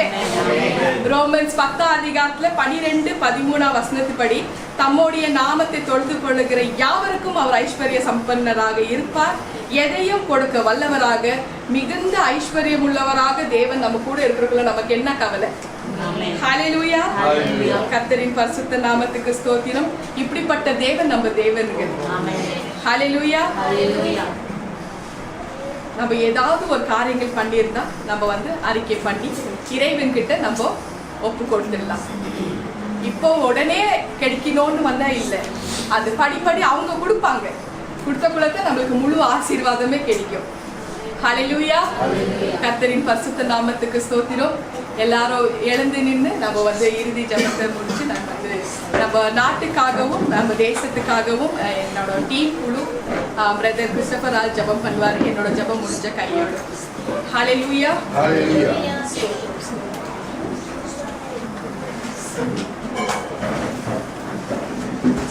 Thank you Jesus.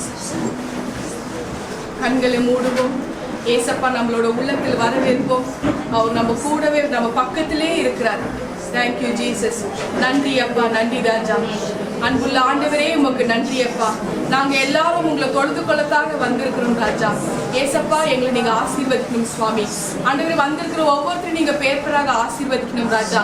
ஆண்டவரே தொழுது கொள்ள வரும் பொழுது பயபக்தியோட பரிசுத்த அலங்காரத்தோட யாருமே ஆண்டவரே எதிரியாக பார்க்க கூடாது நீங்க சொன்னதுக்காக நன்றி அப்பா. எங்களை நாங்க சீர்தூக்கி பார்க்கிறோம் ராஜா. எங்களை நாங்க இடை தூக்கி பார்க்கிறோம் ராஜா. எங்களோட பாவங்கள் எல்லாம் மன்னிச்சுடா ஏசப்பா. எங்களோட ரகசிய பாவங்கள் எல்லாம் மன்னியும் ஏசப்பா. ஆண்டவரே வந்திருக்கிற ஒவ்வொருத்தரும் நீங்க தொட்டு ஆண்டவரே ஆசீர்வதிக்கணும் ராஜா. அவங்க கேட்கறது ஆண்டவரே அவங்களுக்கு என்னென்ன காரியங்கள் தேவைப்படுதோ, எந்தெந்த விதமான தேவைகள் அவங்களுக்கு இருக்கோ அவங்க கேட்காம நீங்க தாங்க ஏசப்பா. அதுக்காக நான் ஜெபிக்கிறேன்ப்பா. ஒவ்வொருத்தரும் நிரப்புங்கள் ராஜா. ஆண்டவரே ஒவ்வொருக்குள்ள ஜெபாவிய ஊற்றுங்கள் சுவாமி. ஜெபிக்கிற காரியத்துல ஆண்டவரே இவங்க எல்லாரும் ஆண்டவரே உங்களோட வாரியர்ஸ் ஆண்டவரே, தேவ பிள்ளைகள் ஆண்டவரே, இவங்க எல்லாம் ஜெபிக்கிற கூட்டம் ஆண்டவரே. ஆண்டவரே உங்களுக்கு ஜெப ஆவிய ஊற்றுங்கள் சுவாமி. இன்னும் அதிகமாக ஜெப ஆவிய ஊற்றுங்கள் ராஜா. ஜெபத்துக்கு 100 மடங்கு ஆண்டவரே பதில் தாரும் சுவாமி. ஆண்டவரே அற்புதங்கள் நடக்கட்டும் சுவாமி, அதிசயங்கள் நடக்கட்டும் சுவாமி. இந்த பிள்ளைகள் ஜெபிக்கும் பொழுது, மற்றவர்களுக்கு ஜெபிக்கும் பொழுது ஆண்டவரே அற்புதங்கள் நடக்கட்டும் சுவாமி. வல்லமையால் நிரப்புங்கள் ராஜா. பரிசுத்த ஆவியால் நிரப்புங்கள் ராஜா. வல்லமையால் நிரப்புங்கள் ராஜா. அப்படி பாய்ந்து வரட்டும் சுவாமி. அதுக்காக நான் ஜெபிக்கிறேன்ப்பா. நீங்க தாப்பா சொன்னீங்க அறுப்பு மிகுதி வேலையாட்கள் கம்மின்னு சொல்லீரு. அறுப்பின் எஜமானனே ஒவ்வொரு ஊழியக்காரங்க இங்க இருக்கிறாங்க, இவங்களை உபயோகப்படுத்துங்க சுவாமி. இவங்களை ஆண்டவர் தயார்படுத்துங்கள் ராஜா, பயன்படுத்துங்கள் ராஜா. உங்களோட ஊழியத்துக்காக பயன்படுத்துங்கள் சுவாமி. வல்லமையால் நிரப்புங்கள் ராஜா. உங்களோட தேவைகள் எல்லாம் சந்திங்கள் ராஜா. குறைவுகள் எல்லாம் நிறைவாக நீங்க தாப்பா மாத்தணும். அதுக்காக நான் ஜெபிக்கிறேன்ப்பா. தன்னை தான் தாழ்த்துவன் ஆண்டவரை நீங்க தாப்பா சொல்லிக்கிறீங்க உயர்த்தப்படுவாங்க. ஆண்டவரை நீங்க உயர்த்துங்கள் ராஜா. ஆண்டவரை நாங்க இதுக்கு தாழ்த்திட்டு இருக்கிறோம் ராஜா. எங்களை நாங்க தாழ்த்திட்டு இருக்கிறோம் ராஜா. ஒவ்வொருத்தரும் ஆண்டவரை ஒப்பு கொடுங்க. நம்மளுடைய இடத்துல ஏசப்பாக்கு ஒப்பு கொடுங்க, இடம் கொடுங்க. ஏசப்பா அத்தனை நம்மளுக்கு கொடுப்பாரு. நம்மளோட சக்திக்கு மீறின அத்தனை விஷயங்கள் அவர் மூலமா தான் வரப்போகுது. ஹல்லேலூயா. வல்லமையால் நிரப்புங்கள் ராஜா. சுகமளிக்கிற வல்லமையால் நிரப்புங்கள் ராஜா. சரீரத்துல ஒரு அற்புதம் நடக்கட்டும் ராஜா. ஆத்மாக்குள்ள ஒரு அற்புதம் நடக்கட்டும் சுவாமி. அதுக்காக நான் ஜெபிக்கிறேன்ப்பா.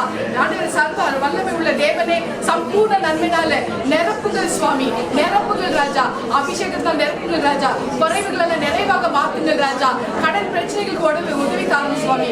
ஆண்டவர் கடன் கஷ்டங்களுக்கு உதவி செய்யுங்கள் சுவாமி. அதுக்காக நான் ஜெபிக்கிறேன்ப்பா.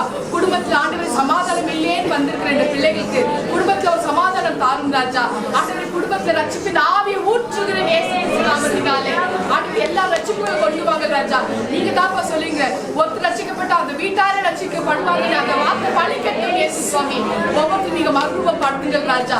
கிறிஸ்துவின் ஜீவனை ஊற்றுகிற இயேசு கிறிஸ்து நாமத்தினாலே ஒவ்வொருத்தரும் மறுரூபப்படுத்துங்கள் ராஜா. உங்கள் ஆசீர்வாதத்தை அனுப்புகிறேன் ராஜா. வல்லமையால் நிரப்புங்கள் ராஜா. இயேசு கிறிஸ்து நாமத்தினாலே ஜெபிக்கிறக்குள்ள இந்த அந்தகார சக்திகள் தாக்கிடுங்க ராஜா. அதெல்லாம் விலகட்டும் இயேசு கிறிஸ்து நாமத்தினாலே. எல்லா கட்டுகள் அறுக்கப்படட்டும் இயேசு கிறிஸ்து நாமத்தினாலே. கட்டுகள் அறுக்கப்படட்டும் இயேசு கிறிஸ்து நாமத்தினாலே. மந்தசல்ல கட்டுகள் அறுக்கப்படட்டும் இயேசு கிறிஸ்து நாமத்தினாலே. ஒவ்வொரு ஆண்டவரும் வல்லமையால் நிரப்புங்கள் ராஜா. ஒவ்வொரு ஆண்டவரும் ஆடினால பரிசுத்த ஆவியினால் நிரப்புங்கள் ராஜா. நிரப்புங்கள் ராஜா. இந்த ஆலயம் முழுக்க நீங்க நிரப்பி இருக்கிறீங்க ராஜா. நீங்க உலாவும் கொண்டு இருக்கிறீங்க ராஜா. ஒவ்வொருத்தரும் தொடும் ராஜா. ஒவ்வொருத்தரும் ஆண்டவர் சரீர சுகம் உண்டாகட்டும் ராஜா. இயேசு கிறிஸ்து நாமத்தில சகல வியாதிகள் மறையட்டும் இயேசு கிறிஸ்து நாமத்தினாலே. வல்லமையால் நிரப்புங்கள் ராஜா. சரீர உறுப்புகளை ஒவ்வொரு உறுப்புகளை தொடும் ராஜா. ஆண்டவரே வளராத சரீரங்கள் வளரட்டும் இயேசு கிறிஸ்து நாமத்தினாலே. ஆண்டவரே கர்ப்பத்தின் கனி நீர் ஆசீர்வதிக்கும் ராஜா. தேவ சந்ததிகளை உருவாக்குங்க சுவாமி. ஆண்டவரே அதுக்காக நான் ஜெபிக்கிறேன்ப்பா. நிறைய காரியங்கள் ஆண்டவரே உங்களோட பிள்ளைகளை வைத்து நீங்க செய்ய போறதுக்காக உங்களுக்கு கொடான கோடி நன்றி அப்பா. நன்றி ராஜா. ஸ்ரீலங்கா தேசத்தை நீங்க ஆசீர்வதிக்கணும் ராஜா. ஆண்டவரே ஸ்ரீலங்கா தேசத்தை நீங்க தாப்பா ஆட்கொள்ளணும். அரசாங்கத்தில் உள்ள சட்ட திட்டங்கள் அத்தனையும் மக்களுக்கு சாதகமாக இருக்கும் ராஜா. அதிகாரிகளோட பார்வை உங்களோட தயவு இருக்கும் சுவாமி. அதுக்காக நான் ஜெபிக்கிறேன் ஜெபிக்கிறப்பா ஒவ்வொரு வாலிப பிள்ளைகளை அடிமைத்தனத்துல இருந்து விடுதலை ஆகும் ராஜா. எத்தனையோ தாய்மார்கள் ஆண்டவர் வந்திருக்காங்க ராஜா. ஐயோ என் குழந்தைங்க என்னோட ஆண்டவர் விட்டு விலகி போயிட்டு இருக்காங்களே, இச்சை அடிமைத்தனத்துல இருக்காங்களே, போதையில இருக்கிறாங்களே, கஞ்சா பழக்கத்துல இருக்கிறாங்களே, குடி பழக்கத்துல இருக்கிறாங்களேன்ற தாகத்தோட வாஞ்சையோட வந்திருக்கிற பிள்ளைகளை ஆண்டவர் நீங்க தாப்பா நீங்க தாப்பா உதவி செய்யணும். அதுக்காக நான் ஜெபிக்கிறேன்ப்பா. ஆண்டவரே பிள்ளைகளை நீங்க நிரப்புங்கள் ராஜா, உதவி செய்யுங்கள் ராஜா. ஆண்டவரே இந்த தாய்மார்களோட கண்ணீர் நீங்க தாப்பா துடைக்க முடியும். அதுக்காக நான் ஜெபிக்கிறேன்ப்பா. ஜெபத்தில் ஆண்டவரை பதில் தாரும் ராஜா. ஜெபிக்கிற காரியங்கள் அற்புதங்கள் நடக்கட்டும் இயேசுவின் நாமத்தினாலே. வல்லமை ஆண்டவரே உங்களுடைய உயிர்த்தெழுதல் வல்லமை காணட்டும் சுவாமி. கர்த்தர் எங்களுக்காக எல்லாவற்றையும் செய்து முடிப்பார் என்ற ஒரு நம்பிக்கை விசுவாசத்தை நீங்க ஊற்றுங்கள் ராஜா. கிறிஸ்துவின் ஜீவனை ஊற்றுங்கள் ராஜா.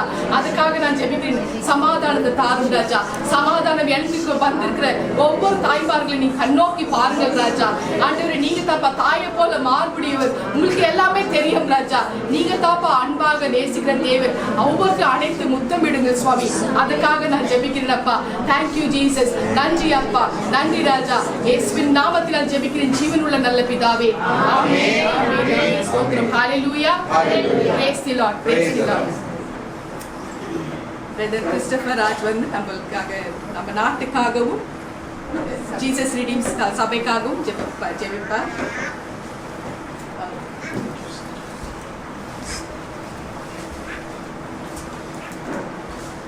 Praise the Lord. Praise the Lord. Thank you, Jesus. Father God, we thank you for this day. அப்பா இந்த நாளுக்காக நன்றிகளை செலுத்துகிறோம். We thank you for your blessings. உடைய ஆசீர்வாதத்திற்காக நன்றி. We thank you for your glory. உடைய மகிமைக்காக நன்றி.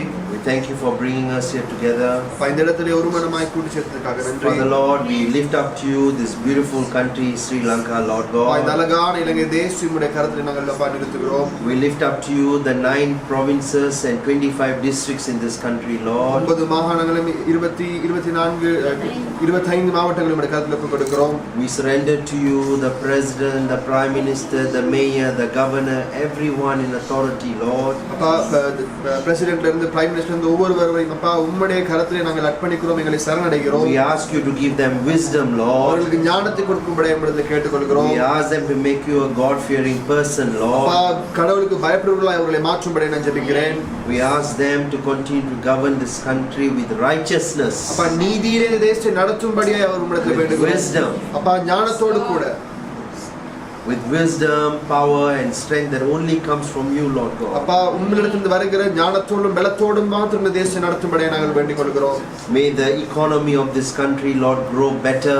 அப்பா இந்த இலங்கை தேசம் பொருளாதாரம் இன்னும் நல்லாக வளரட்டும். May people get job, Lord. Thousands of them who are jobless, may they be employed by the people. அப்பா ஆயிரக்கணக்கான தொழில் இல்லாமல் இருக்கிறவர்களுக்கு தொழில் வாய்ப்புகள் கிடைக்கட்டும். May families be lifted, Lord God. அப்பா குடும்பங்கள் எண்ணம் உயர்த்தப்படட்டும். May all the unrighteousness people move away from the setting of the government, Lord God. அப்பா அநீதியாய் செயல்படுகிற அரசாங்கத்தில் இருக்கிற ஒவ்வொருவரும் அப்பா அவர்கள் விலக்கப்படட்டும். We pray, Lord God, that everything that you're going to do in Sri Lanka will happen according to your will and only your will, Lord Jesus. அப்பா இலங்கை தேசத்தில் நடைபெறுகிற எல்லா காரியம் உம்முடைய சித்தத்துக்கு கூடாக மாத்திரம் நடைபெறட்டும். Lord, we pray for the entire authorities, the police, the military, the army, everybody who's involved in governing the country, that they too will be righteous, Lord God. அப்பா தேசத்தை நடத்துகிற போலீஸ்னரா இருக்கலாம், அப்பா ஆர்மியா இருக்கலாம், நேவியா இருக்கலாம், ஒவ்வொருவரும் ஒப்புக் கொடுக்கிறோம். அப்பா நீதியோடு அவர்களும் நடத்த உதவி செய்வீராக. We pray for the boundaries of this country, Lord, protected from the evil spirit and evil attack.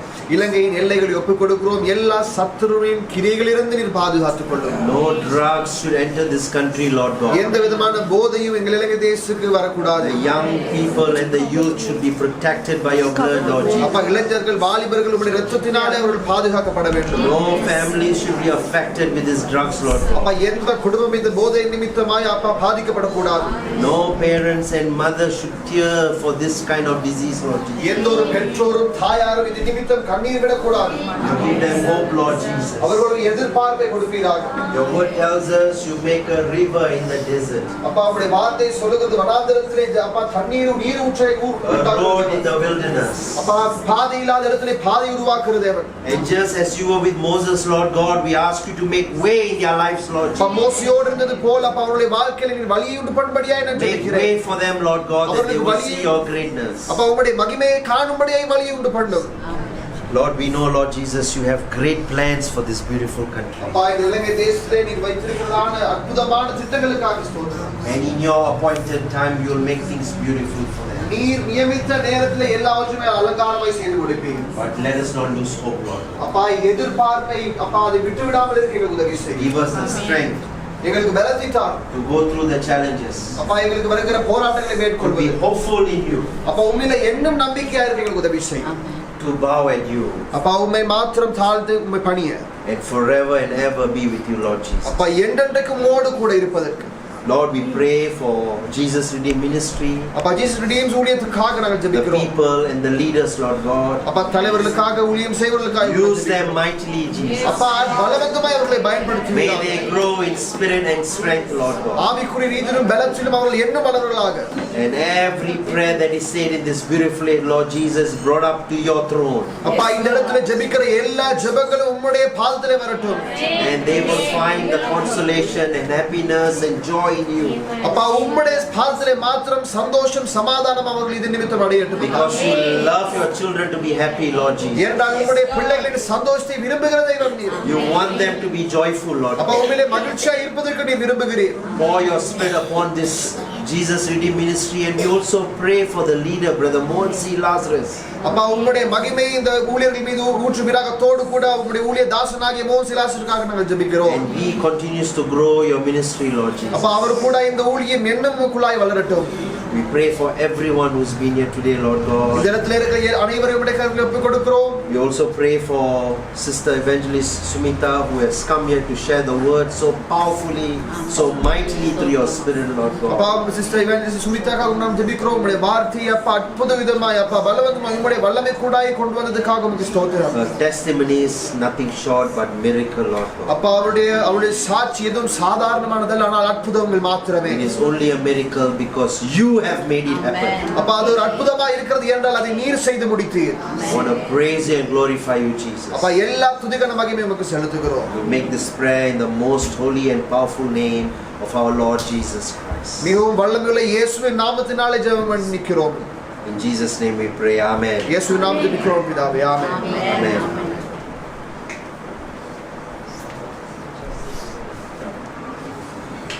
Jeevan prayer house நித்திய ஜீவன் ஜெப வீடு என்கிற கர்த்தருடைய ஆசீர்வாதமான வீடியோகளை கண்டு தேவ கிருபையை பெற்றுக் கொள்வீர்களாக. கர்த்தர் உங்களை ஆசீர்வதிப்பாராக. ஆமென்.